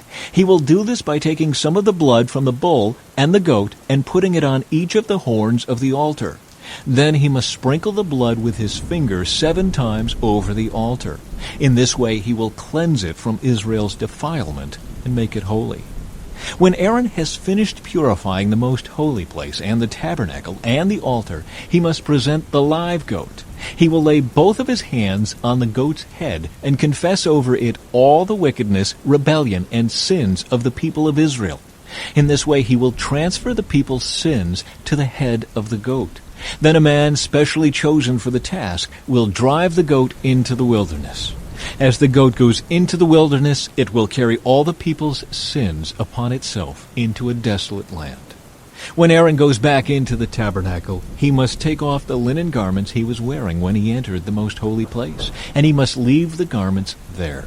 Then he must bathe himself with water in a sacred place, put on his regular garments, and go out to sacrifice a burnt offering for himself and a burnt offering for the people.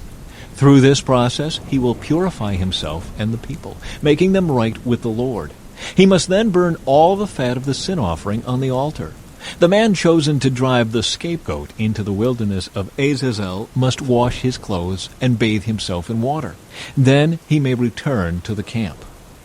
The bull and the goat presented as sin offerings, whose blood Aaron takes into the most holy place for the purification ceremony, will be carried outside the camp. The animal's hides, internal organs, and dung are all to be burned. The man who burns them must wash his clothes and bathe himself in water before returning to the camp. On the 10th day of the appointed month in early autumn, you must deny yourselves. Neither native-born Israelites nor foreigners living among you may do any kind of work. This is a permanent law for you. On that day, offerings of purification will be made for you, and you will be purified in the Lord's presence from all your sins. It will be a Sabbath day of complete rest for you, and you must deny yourselves. This is a permanent law for you. In future generations, the purification ceremony will be performed by the priest, who has been anointed and ordained to serve as high priest in place of his ancestor Aaron. He will put on the holy linen garments and purify the most holy place, the tabernacle, the altar, the priests, and the entire congregation. This is a permanent law for you to purify the people of Israel from their sins, making them right with the Lord once each year. Moses followed all these instructions exactly as the Lord had commanded him. Chapter 17. Prohibitions against eating blood. Then the Lord said to Moses, "Give the following instructions to Aaron and his sons and all the people of Israel. This is what the Lord has commanded. If any native Israelite sacrifices a bull or a lamb or a goat anywhere inside or outside the camp, instead of bringing it to the entrance of the tabernacle to present it as an offering to the Lord, that person will be as guilty as a murderer. Such a person has shed blood and will be cut off from the community. The purpose of this rule is to stop the Israelites from sacrificing animals in the open fields. It will ensure that they bring their sacrifices to the priest at the entrance of the tabernacle so he can present them to the Lord as peace offerings. Then the priest will be able to splatter the blood against the Lord's altar at the entrance of the tabernacle, and he will burn the fat as a pleasing aroma to the Lord. The people must no longer be unfaithful to the Lord by offering sacrifices to the goat idols. This is a permanent law for them to be observed from generation to generation. Give them this command as well. If any native Israelite or foreigner living among you offers a burnt offering or a sacrifice, but does not bring it to the entrance of the tabernacle to offer it to the Lord, that person will be cut off from the community. And if any native Israelite or foreigner living among you eats or drinks blood in any form, I will turn against that person and cut him off from the community of your people. For the life of the body is in its blood. I have given you the blood on the altar to purify you, making you right with the Lord. It is the blood given in exchange for a life that makes purification possible. That is why I have said to the people of Israel, you must never eat or drink blood, neither you nor the foreigners living among you.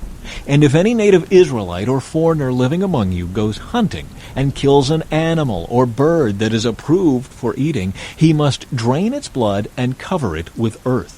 The life of every creature is in its blood. That is why I have said to the people of Israel, you must never eat or drink blood, for the life of any creature is in its blood. So whoever consumes blood will be cut off from the community. And if any native-born Israelites or foreigners eat the meat of an animal that died naturally or was torn up by wild animals, they must wash their clothes and bathe themselves in water. They will remain ceremonially unclean until evening, but then they will be clean. But if they do not wash their clothes and bathe themselves, they will be punished for their sin. Chapter 18. Forbidden Sexual Practices. Then the Lord said to Moses, "Give the following instructions to the people of Israel. I am the Lord your God, so do not act like the people in Egypt, where you used to live, or like the people of Canaan, where I am taking you. You must not imitate their way of life. You must obey all my regulations and be careful to obey my decrees, for I am the Lord your God.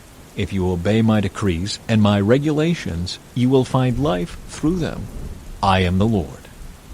You must never have sexual relations with a close relative, for I am the Lord. Do not violate your father by having sexual relations with your mother. She is your mother. You must not have sexual relations with her. Do not have sexual relations with any of your father's wives, for this would violate your father.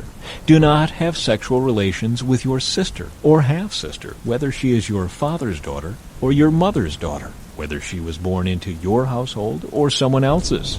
Do not have sexual relations with your granddaughter, whether she is your son's daughter or your daughter's daughter, for this would violate yourself. Do not have sexual relations with your stepsister, the daughter of any of your father's wives, for she is your sister. Do not have sexual relations with your father's sister, for she is your father's close relative. Do not have sexual relations with your mother's sister, for she is your mother's close relative. Do not violate your uncle, your father's brother, by having sexual relations with his wife, for she is your aunt. Do not have sexual relations with your daughter-in-law. She is your son's wife, so you must not have sexual relations with her. Do not have sexual relations with your brother's wife, for this would violate your brother. Do not have sexual relations with both a woman and her daughter, and do not take her granddaughter, whether her son's daughter or her daughter's daughter, and have sexual relations with her. They are close relatives, and this would be a wicked act. While your wife is living, do not marry her sister and have sexual relations with her, for they would be rivals. Do not have sexual relations with a woman during her period of menstrual impurity. Do not defile yourself by having sexual intercourse with your neighbor's wife. Do not permit any of your children to be offered as a sacrifice to Moloch, for you must not bring shame on the name of your God. I am the Lord. Do not practice homosexuality, having sex with another man as with a woman. It is a detestable sin. A man must not defile himself by having sex with an animal, and a woman must not offer herself to a male animal to have intercourse with it. This is a perverse act. Do not defile yourselves in any of these ways, for the people I am driving out before you have defiled themselves in all these ways. Because the entire land has become defiled, I am punishing the people who live there. I will cause the land to vomit them out. You must obey all my decrees and regulations. You must not commit any of these detestable sins. This applies both to native-born Israelites and to the foreigners living among you. All these detestable activities are practiced by the people of the land where I am taking you, and this is how the land has become defiled.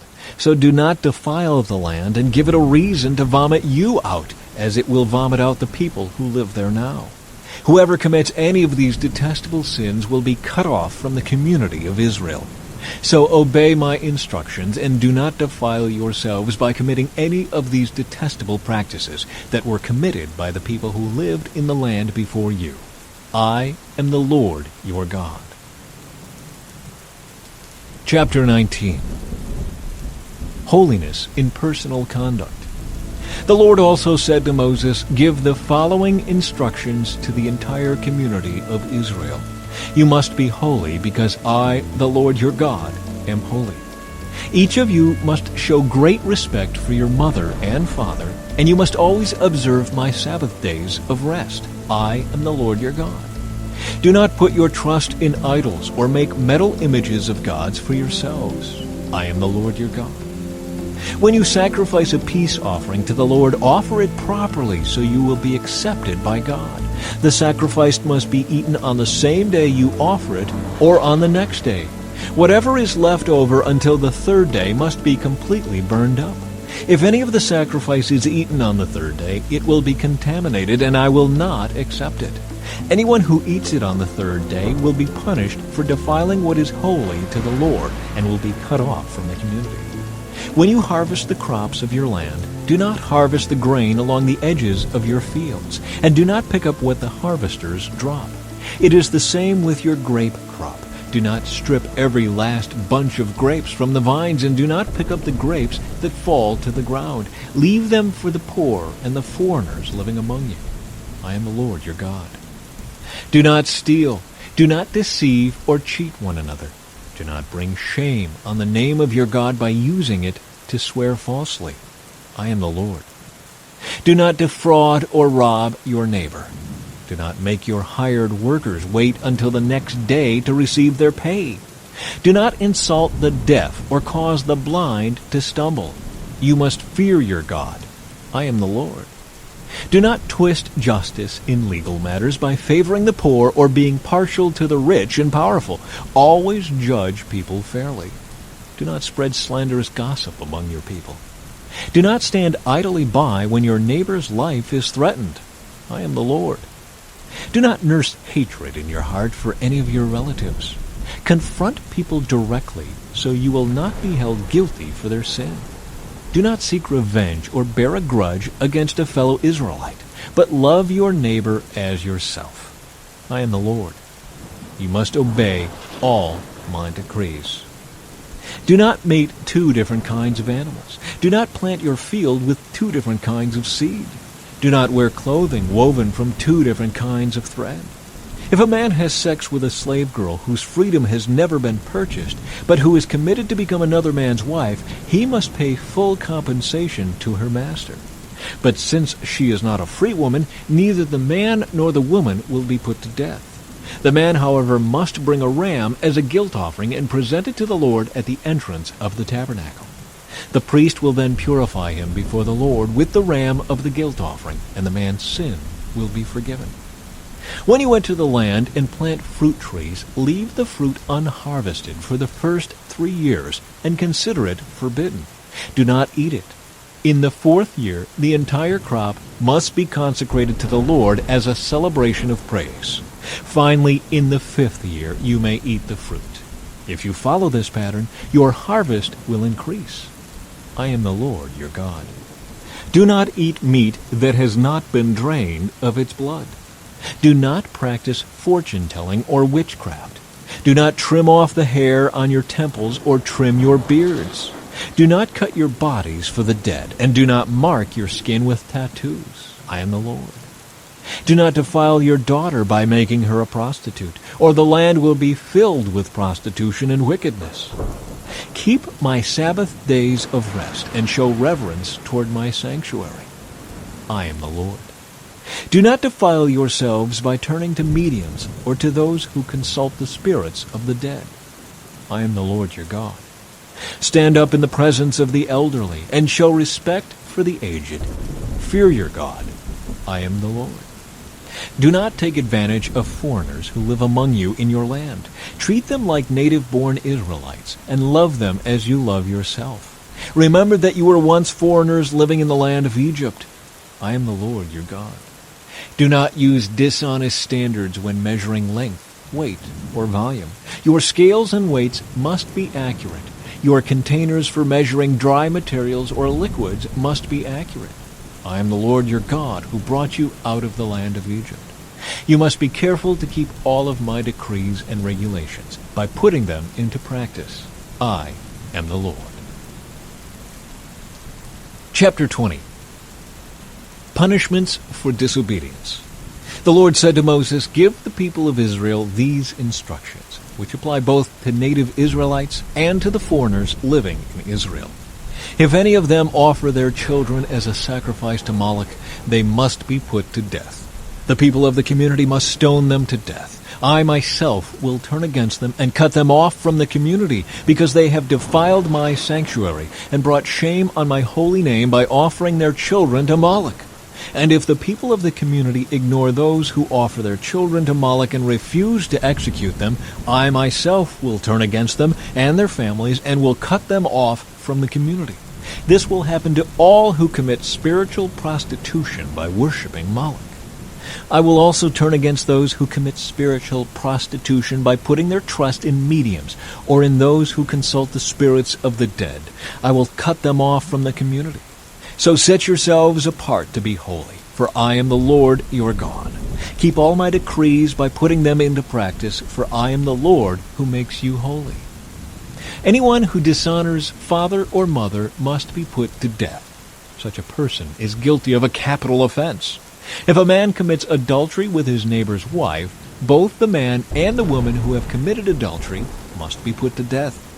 If a man violates his father by having sex with one of his father's wives, both the man and the woman must be put to death, for they are guilty of a capital offense. If a man has sex with his daughter-in-law, both must be put to death. They have committed a perverse act and are guilty of a capital offense. If a man practices homosexuality, having sex with another man, as with a woman, both men have committed a detestable act. They must both be put to death, for they are guilty of a capital offense. If a man marries both a woman and her mother, he has committed a wicked act. The man and both women must be burned to death to wipe out such wickedness from among you. If a man has sex with an animal, he must be put to death, and the animal must be killed. If a woman presents herself to a male animal to have intercourse with it, she and the animal must both be put to death. You must kill both, for they are guilty of a capital offense. If a man marries his sister, the daughter of either his father or his mother, and they have sexual relations, it is a shameful disgrace.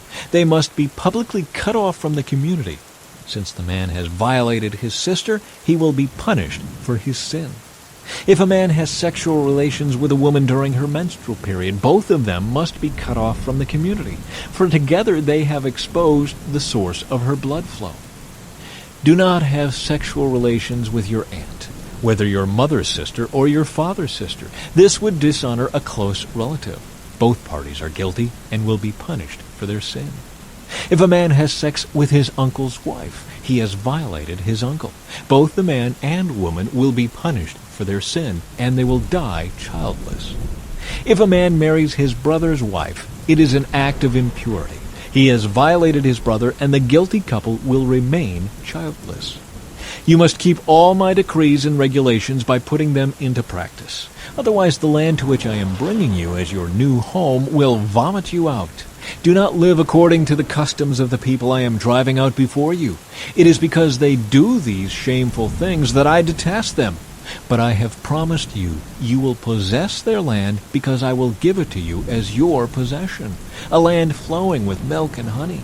I am the Lord your God, who has set you apart from all other people. You must therefore make a distinction between ceremonially clean and unclean animals, and between clean and unclean birds. You must not defile yourselves by eating any unclean animal or bird or creature that scurries along the ground. I have identified them as being unclean for you. You must be holy, because I, the Lord, am holy. I have set you apart from all other people to be my very own. Men and women among you who act as mediums or who consult the spirits of the dead must be put to death by stoning. They are guilty of a capital offense. Chapter 21. Instructions for the priests. The Lord said to Moses, "Give the following instructions to the priests, the descendants of Aaron. A priest must not make himself ceremonially unclean by touching the dead body of a relative.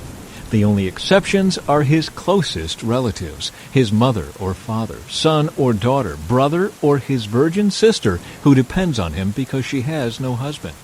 But a priest must not defile himself and make himself unclean for someone who is related to him only by marriage. The priests must not shave their heads or trim their beards or cut their bodies. They must be set apart as holy to their God and must never bring shame on the name of God. They must be holy, for they are the ones who present the special gifts to the Lord, gifts of food for their God. Priests may not marry a woman defiled by prostitution, and they may not marry a woman who is divorced from her husband, for the priests are set apart as holy to their God. You must treat them as holy because they offer up food to your God. You must consider them holy because I, the Lord, am holy, and I make you holy. If a priest's daughter defiles herself by becoming a prostitute, she also defiles her father's holiness, and she must be burned to death. The high priest has the highest rank of all the priests. The anointing oil has been poured on his head, and he has been ordained to wear the priestly garments. He must never leave his hair uncombed or tear his clothing. He must not defile himself by going near a dead body. He may not make himself ceremonially unclean, even for his father or mother. He must not defile the sanctuary of his God by leaving it to attend to a dead person, for he has been made holy by the anointing oil of his God. I am the Lord. The high priest may marry only a virgin. He may not marry a widow, a woman who is divorced, or a woman who has defiled herself by prostitution. She must be a virgin from his own clan, so that he will not dishonor his descendants among his clan. For I am the Lord who makes him holy. Then the Lord said to Moses, "Give the following instructions to Aaron. In all future generations, none of your descendants who has any defect will qualify to offer food to his God. No one who has a defect qualifies, whether he is blind, lame, disfigured, deformed, or has a broken foot or arm, or is hunchbacked or dwarfed, or has a defective eye, or skin sores, or scabs, or damaged testicles. No descendant of Aaron who has a defect may approach the altar to present special gifts to the Lord. Since he has a defect, he may not approach the altar to offer food to his God. However, he may eat from the food offered to God, including the holy offerings and the most holy offerings. Yet because of his physical defect, he may not enter the room behind the inner curtain or approach the altar, for this would defile my holy places. I am the Lord who makes them holy." So Moses gave these instructions to Aaron and his sons and to all the Israelites. Chapter 22. The Lord said to Moses, "Tell Aaron and his sons to be very careful with the sacred gifts that the Israelites set apart for me, so they do not bring shame on my holy name. I am the Lord. Give them the following instructions. In all future generations, if any of your descendants is ceremonially unclean when he approaches the sacred offerings that the people of Israel consecrate to the Lord, he must be cut off from my presence. I am the Lord.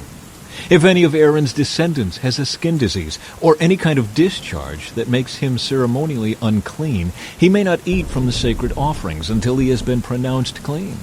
He also becomes unclean by touching a corpse, or by having an emission of semen, or by touching a small animal that is unclean, or by touching someone who is ceremonially unclean for any reason. The man who is defiled in any of these ways will remain unclean until evening. He may not eat from the sacred offerings until he has bathed himself in water. When the sun goes down, he will be ceremonially clean again, and may eat from the sacred offerings, for this is his food. He may not eat an animal that has died a natural death, or has been torn apart by wild animals, for this would defile him. I am the Lord.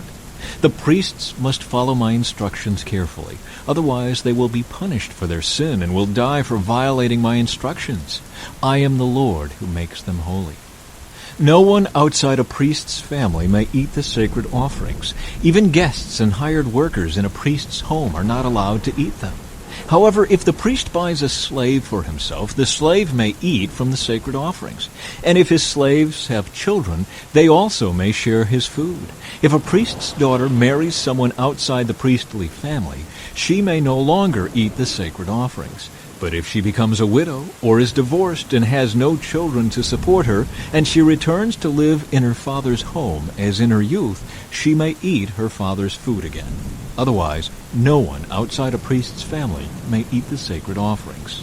Any such person who eats the sacred offerings without realizing it must pay the priest for the amount eaten, plus an additional 20%. The priests must not let the Israelites defile the sacred offerings brought to the Lord by allowing unauthorized people to eat them.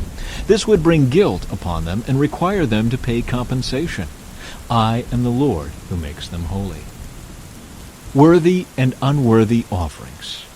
And the Lord said to Moses, "Give Aaron and his sons and all the Israelites these instructions, which apply both to native Israelites and to the foreigners living among you.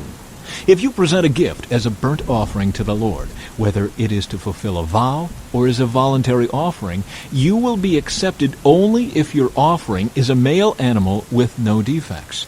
It may be a bull, a ram, or a male goat. Do not present an animal with defects, because the Lord will not accept it on your behalf. If you present a peace offering to the Lord from the herd or the flock, whether it is to fulfill a vow or is a voluntary offering, you must offer a perfect animal. It may have no defect of any kind. You must not offer an animal that is blind, crippled, or injured, or that has a wart, a skin sore, or scabs. Such animals must never be offered on the altar as special gifts to the Lord. If a bull or lamb has a leg that is too long or too short, it may be offered as a voluntary offering, but it may not be offered to fulfill a vow. If an animal has damaged testicles or is castrated, you may not offer it to the Lord. You must never do this in your own land, and you must not accept such an animal from foreigners and then offer it as a sacrifice to your God. Such animals will not be accepted on your behalf, for they are mutilated or defective. And the Lord said to Moses, when a calf or lamb or goat is born, it must be left with its mother for 7 days. From the 8th day on it will be acceptable as a special gift to the Lord. But you must not slaughter a mother animal and her offspring on the same day, whether from the herd or the flock. When you bring a thanksgiving offering to the Lord, sacrifice it properly so you will be accepted. Eat the entire sacrificial animal on the day it is presented. Do not leave any of it until the next morning. I am the Lord. You must faithfully keep all my commands by putting them into practice, for I am the Lord. Do not bring shame on my holy name, for I will display my holiness among the people of Israel. I am the Lord who makes you holy.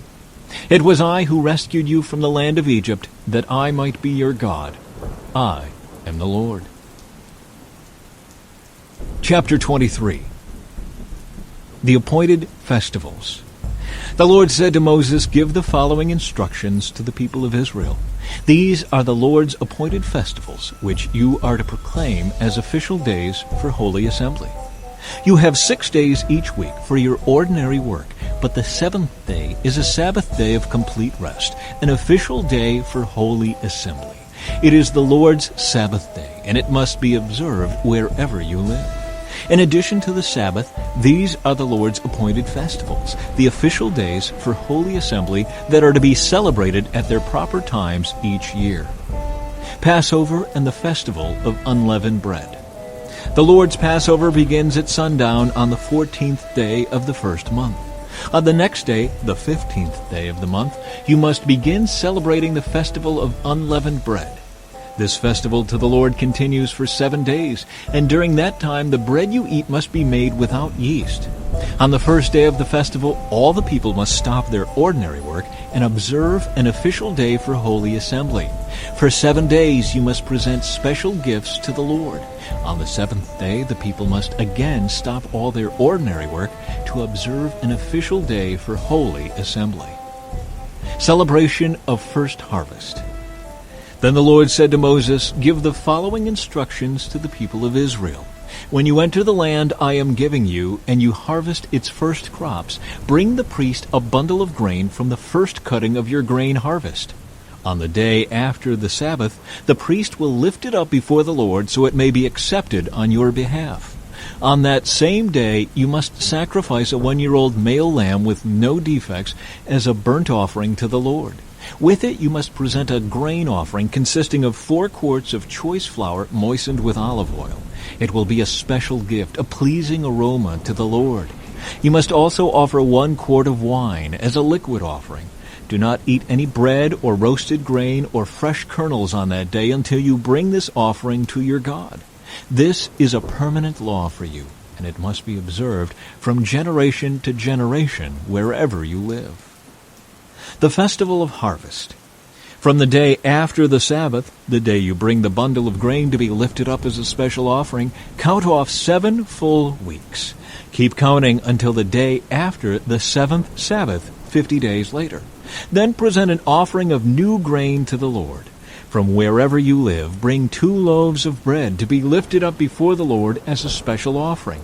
Make these loaves from 4 quarts of choice flour and bake them with yeast.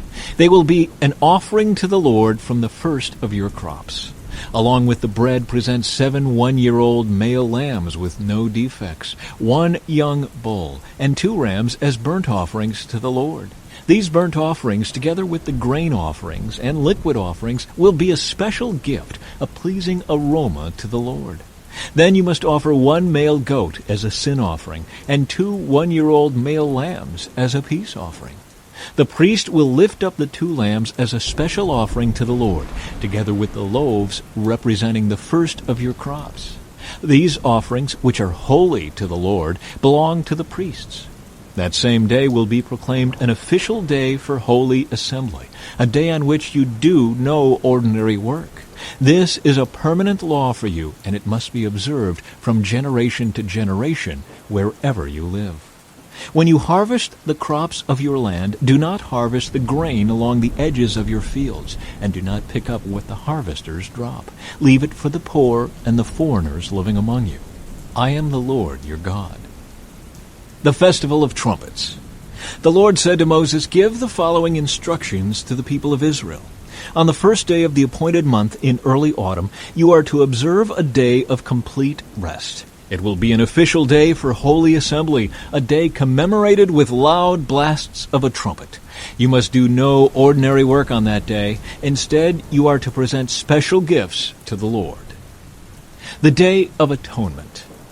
Then the Lord said to Moses, "Be careful to celebrate the Day of Atonement on the 10th day of that same month, 9 days after the Festival of Trumpets. You must observe it as an official day for holy assembly, a day to deny yourselves and present special gifts to the Lord. Do no work during that entire day, because it is the Day of Atonement when offerings of purification are made for you, making you right with the Lord your God. All who do not deny themselves that day will be cut off from God's people, and I will destroy anyone among you who does any work on that day. You must not do any work at all. This is a permanent law for you, and it must be observed from generation to generation, wherever you live. This will be a Sabbath day of complete rest for you, and on that day you must deny yourselves. This day of rest will begin at sundown on the 9th day of the month and extend until sundown on the 10th day. The Festival of Shelters. And the Lord said to Moses, "Give the following instructions to the people of Israel. Begin celebrating the Festival of Shelters on the 15th day of the appointed month, 5 days after the Day of Atonement. This festival to the Lord will last for 7 days. On the first day of the festival, you must proclaim an official day for holy assembly, when you do no ordinary work. For 7 days you must present special gifts to the Lord. The 8th day is another holy day on which you present your special gifts to the Lord. This will be a solemn occasion, and no ordinary work may be done that day. These are the Lord's appointed festivals. Celebrate them each year as official days for holy assembly by presenting special gifts to the Lord, burnt offerings, grain offerings, sacrifices, and liquid offerings, each on its proper day. These festivals must be observed in addition to the Lord's regular Sabbath days, and the offerings are in addition to your personal gifts, the offerings you give to fulfill your vows, and the voluntary offerings you present to the Lord. Remember that this 7-day festival to the Lord, the Festival of Shelters, begins on the 15th day of the appointed month, after you have harvested all the produce of the land. The first day and the 8th day of the festival will be days of complete rest. On the first day, gather branches from magnificent trees, palm fronds, boughs from leafy trees, and willows that grow by the streams. Then celebrate with joy before the Lord your God for 7 days. You must observe this festival to the Lord for 7 days every year. This is a permanent law for you, and it must be observed in the appointed month, from generation to generation. For 7 days you must live outside in little shelters. All native-born Israelites must live in shelters. This will remind each new generation of Israelites that I made their ancestors live in shelters when I rescued them from the land of Egypt. I am the Lord your God. So Moses gave the Israelites these instructions regarding the annual festivals of the Lord. Chapter 24. Pure oil and holy bread. The Lord said to Moses, "Command the people of Israel to bring you pure oil of pressed olives for the light, to keep the lamps burning continually. This is the lampstand that stands in the tabernacle, in front of the inner curtain that shields the Ark of the Covenant. Aaron must keep the lamps burning in the Lord's presence all night. This is a permanent law for you, and it must be observed from generation to generation. Aaron and the priests must tend the lamps on the pure gold lampstand continually in the Lord's presence. You must bake 12 loaves of bread from choice flour, using 4 quarts of flour for each loaf. Place the bread before the Lord on the pure gold table, and arrange the loaves in 2 rows, with 6 loaves in each row. Put some pure frankincense near each row to serve as a representative offering, a special gift presented to the Lord. Every Sabbath day this bread must be laid out before the Lord. The bread is to be received from the people of Israel as a requirement of the eternal covenant. The loaves of bread will belong to Aaron and his descendants, who must eat them in a sacred place, for they are most holy. It is the permanent right of the priests to claim this portion of the special gifts presented to the Lord." An example of just punishment.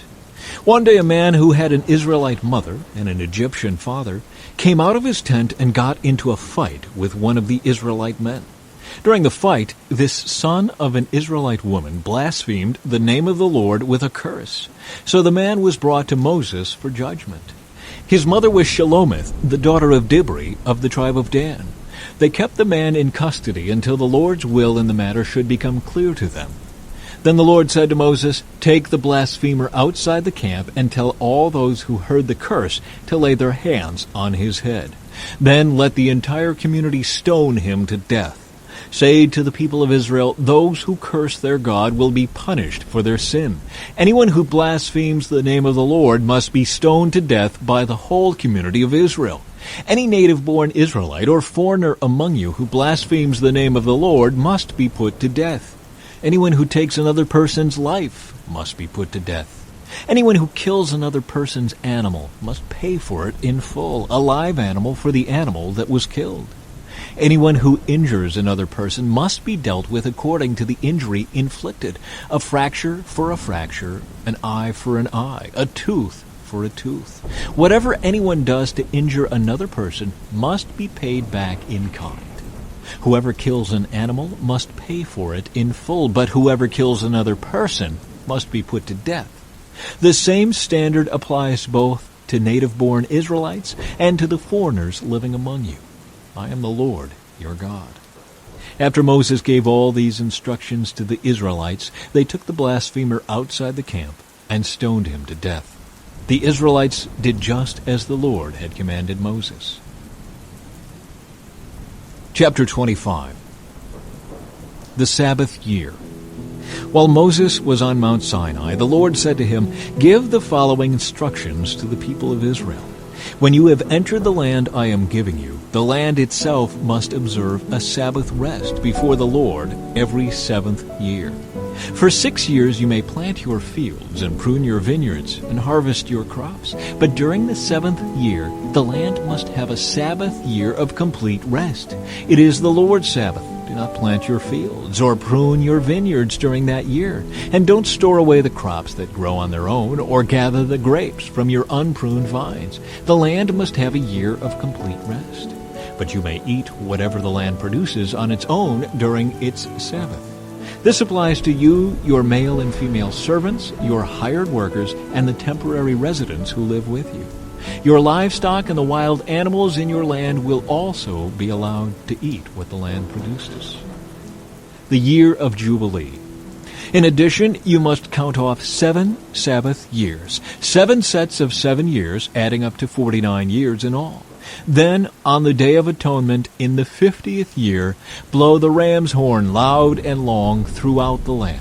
Set this year apart as holy, a time to proclaim freedom throughout the land for all who live there.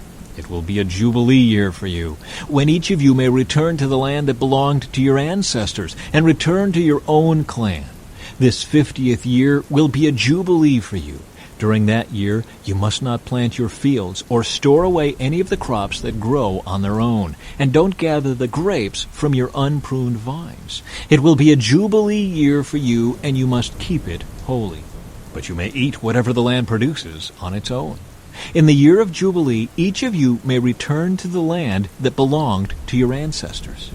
When you make an agreement with your neighbor to buy or sell property, you must not take advantage of each other. When you buy land from your neighbor, the price you pay must be based on the number of years since the last Jubilee. The seller must set the price by taking into account the number of years remaining until the next year of Jubilee.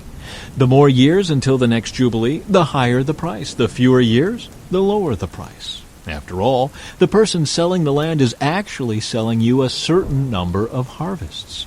Show your fear of God by not taking advantage of each other. I am the Lord your God. If you want to live securely in the land, follow my decrees and obey my regulations. Then the land will yield large crops, and you will eat your fill and live securely in it. But you might ask, what will we eat during the 7th year, since we are not allowed to plant or harvest crops that year? Be assured that I will send my blessing for you in the 6th year, so the land will produce a crop large enough for 3 years. When you plant your fields in the 8th year, you will still be eating from the large crop of the 6th year. In fact, you will still be eating from that large crop when the new crop is harvested in the 9th year. Redemption of property. The land must never be sold on a permanent basis, for the land belongs to me. You are only foreigners and tenant farmers working for me. With every purchase of land, you must grant the seller the right to buy it back. If one of your fellow Israelites falls into poverty and is forced to sell some family land, then a close relative should buy it back for him. If there is no close relative to buy the land, but the person who sold it gets enough money to buy it back, he then has the right to redeem it from the one who bought it. The price of the land will be discounted according to the number of years until the next year of Jubilee. In this way, the original owner can then return to the land. But if the original owner cannot afford to buy back the land, it will remain with the new owner until the next year of Jubilee. In the Jubilee year, the land must be returned to the original owners so they can return to their family land. Anyone who sells a house inside a walled town has the right to buy it back for a full year after its sale. During that year, the seller retains the right to buy it back. But if it is not bought back within a year, the sale of the house within the walled town cannot be reversed. It will become the permanent property of the buyer. It will not be returned to the original owner in the year of Jubilee. But a house in a village, a settlement without fortified walls, will be treated like property in the countryside. Such a house may be bought back at any time, and it must be returned to the original owner in the year of Jubilee. The Levites always have the right to buy back a house they have sold within the towns allotted to them. And any property that is sold by the Levites, all houses within the Levitical towns, must be returned in the year of Jubilee. After all, the houses in the towns reserved for the Levites are the only property they own in all Israel. The open pasture land around the Levitical towns may never be sold. It is their permanent possession. Redemption of the poor and enslaved. If one of your fellow Israelites falls into poverty and cannot support himself, support him as you would a foreigner or a temporary resident, and allow him to live with you. Do not charge interest or make a profit at his expense. Instead, show your fear of God by letting him live with you as your relative. Remember, do not charge interest on money you lend him, or make a profit on food you sell him. I am the Lord your God, who brought you out of the land of Egypt to give you the land of Canaan and to be your God. If one of your fellow Israelites falls into poverty and is forced to sell himself to you, do not treat him as a slave. Treat him instead as a hired worker or as a temporary resident who lives with you, and he will serve you only until the year of Jubilee.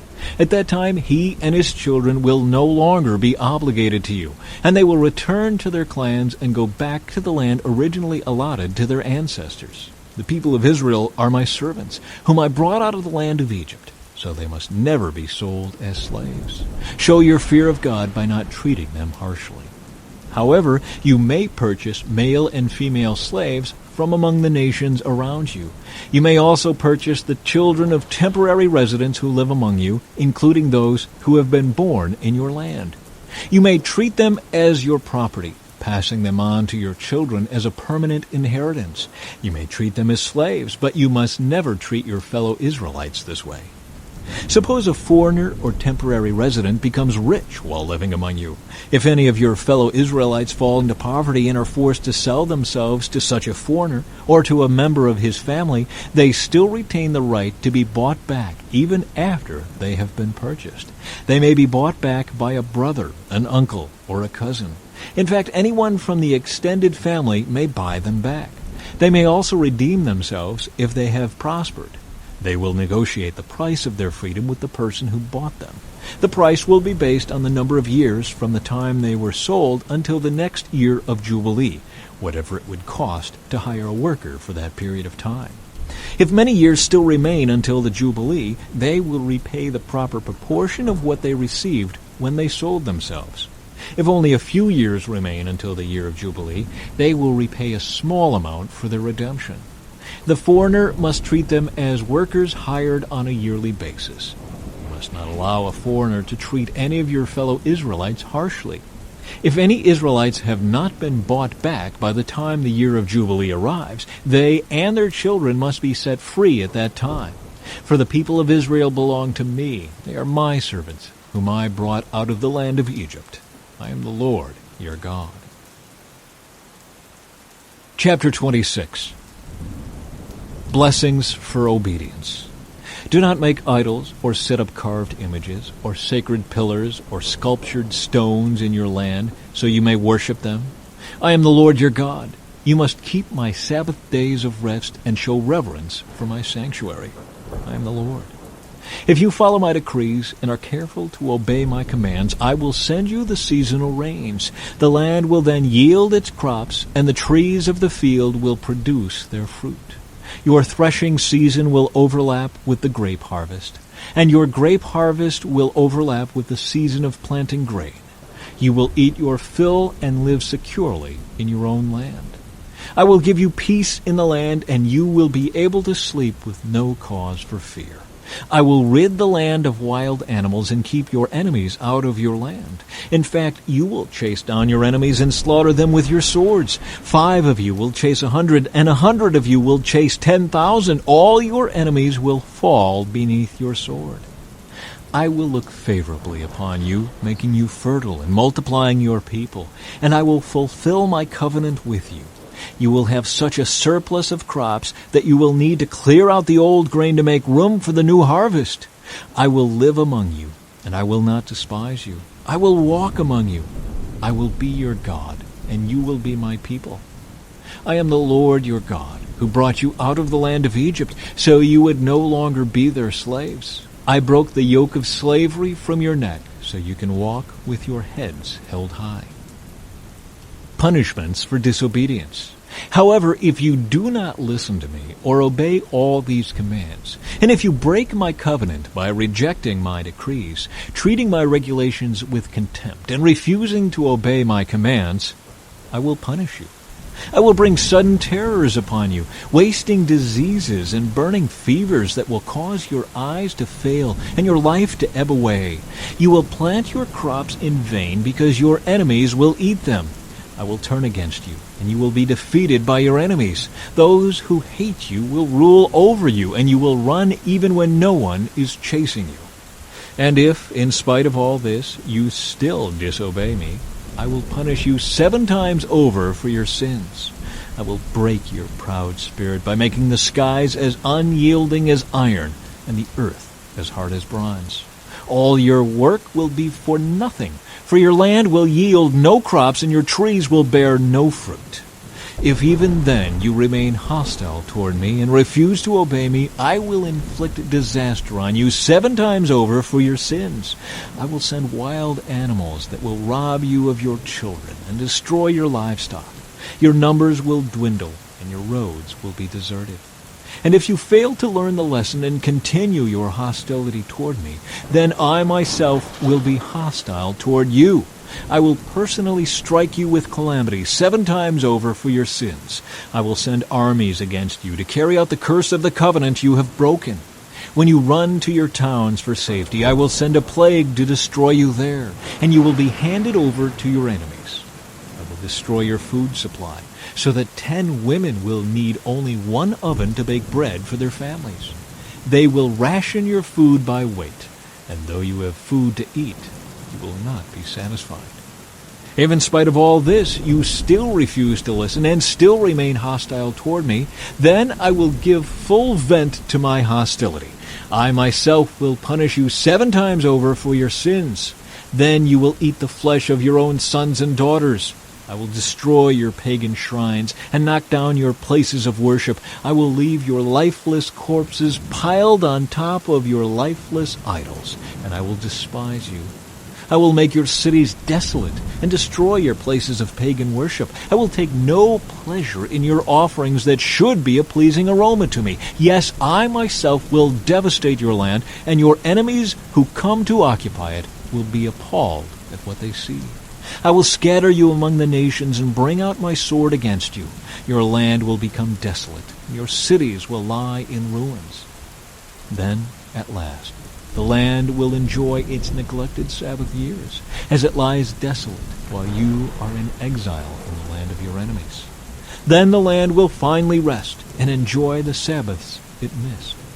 As long as the land lies in ruins, it will enjoy the rest you never allowed it to take every 7th year while you lived in it. And for those of you who survive, I will demoralize you in the land of your enemies. You will live in such fear that the sound of a leaf driven by the wind will send you fleeing. You will run as though fleeing from a sword, and you will fall even when no one pursues you. Though no one is chasing you, you will stumble over each other as though fleeing from a sword. You will have no power to stand up against your enemies. You will die among the foreign nations and be devoured in the land of your enemies. Those of you who survive will waste away in your enemies' lands because of their sins and the sins of their ancestors. But at last my people will confess their sins and the sins of their ancestors for betraying me and being hostile toward me.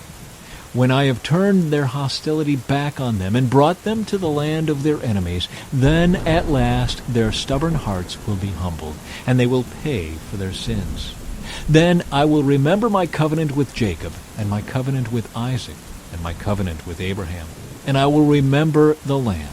For the land must be abandoned to enjoy its years of Sabbath rest as it lies deserted. At last the people will pay for their sins, for they have continually rejected my regulations and despised my decrees. But despite all this, I will not utterly reject or despise them while they are in exile in the land of their enemies. I will not cancel my covenant with them by wiping them out, for I am the Lord their God. For their sakes I will remember my ancient covenant with their ancestors, whom I brought out of the land of Egypt, in the sight of all the nations, that I might be their God. I am the Lord. These are the decrees, regulations, and instructions that the Lord gave through Moses on Mount Sinai, as evidence of the relationship between himself and the Israelites. Chapter 27. Redemption of gifts offered to the Lord. The Lord said to Moses, "Give the following instructions to the people of Israel. If anyone makes a special vow to dedicate someone to the Lord by paying the value of that person, here is the scale of values to be used. A man between the ages of 20 and 60 is valued at 50 shekels of silver, as measured by the sanctuary shekel. A woman of that age is valued at 30 shekels of silver. A boy between the ages of 5 and 20 is valued at 20 shekels of silver. A girl of that age is valued at 10 shekels of silver. A boy between the ages of 1 month and 5 years is valued at 5 shekels of silver. A girl of that age is valued at 3 shekels of silver. A man older than 60 is valued at 15 shekels of silver. A woman of that age is valued at 10 shekels of silver. If you desire to make such a vow but cannot afford to pay the required amount, take the person to the priest. He will determine the amount for you to pay based on what you can afford. If your vow involves giving an animal that is acceptable as an offering to the Lord, any gift to the Lord will be considered holy. You may not exchange or substitute it for another animal, neither a good animal for a bad one, nor a bad animal for a good one. But if you do exchange one animal for another, then both the original animal and its substitute will be considered holy. If your vow involves an unclean animal, one that is not acceptable as an offering to the Lord, then you must bring the animal to the priest. He will assess its value, and his assessment will be final, whether high or low. If you want to buy back the animal, you must pay the value set by the priest, plus 20%. If someone dedicates a house to the Lord, the priest will come to assess its value. The priest's assessment will be final, whether high or low. If the person who dedicated the house wants to buy it back, he must pay the value set by the priest, plus 20%. Then the house will again be his. If someone dedicates to the Lord a piece of his family property, its value will be assessed according to the amount of seed required to plant it. 50 shekels of silver for a field planted with 5 bushels of barley seed. If the field is dedicated to the Lord in the year of Jubilee, then the entire assessment will apply. But if the field is dedicated after the year of Jubilee, the priest will assess the land's value in proportion to the number of years left until the next year of Jubilee. Its assessed value is reduced each year. If the person who dedicated the field wants to buy it back, he must pay the value set by the priest plus 20%. Then the field will again be legally his. But if he does not want to buy it back, and it is sold to someone else, the field can no longer be bought back. When the field is released in the year of Jubilee, it will be holy, a field specially set apart for the Lord. It will become the property of the priests. If someone dedicates to the Lord a field he has purchased, but which is not part of his family property, the priest will assess its value based on the number of years left until the next year of Jubilee. On that day, he must give the assessed value of the land as a sacred donation to the Lord. In the year of Jubilee, the field must be returned to the person from whom he purchased it, the one who inherited it as family property. All the payments must be measured by the weight of the sanctuary shekel, which equals 20 gerahs. You may not dedicate a firstborn animal to the Lord, for the firstborn of your cattle, sheep, and goats already belong to him. However, you may buy back the firstborn of a ceremonially unclean animal by paying the priest's assessment of its worth, plus 20%. If you do not buy it back, the priest will sell it at its assessed value. However, anything specially set apart for the Lord, whether a person, an animal, or family property, must never be sold or bought back. Anything devoted in this way has been set apart as holy, and it belongs to the Lord. No person specially set apart for destruction may be bought back. Such a person must be put to death. 1/10 of the produce of the land, whether grain from the fields or fruit from the trees, belongs to the Lord and must be set apart to him as holy. If you want to buy back the Lord's 10th of the grain or fruit, you must pay its value plus 20%. Count off every 10th animal from your herds and flocks and set them apart for the Lord as holy. You may not pick and choose between good and bad animals, and you may not substitute one for another. But if you do exchange one animal for another, then both the original animal and its substitute will be considered holy and cannot be bought back. These are the commands that the Lord gave through Moses on Mount Sinai for the Israelites.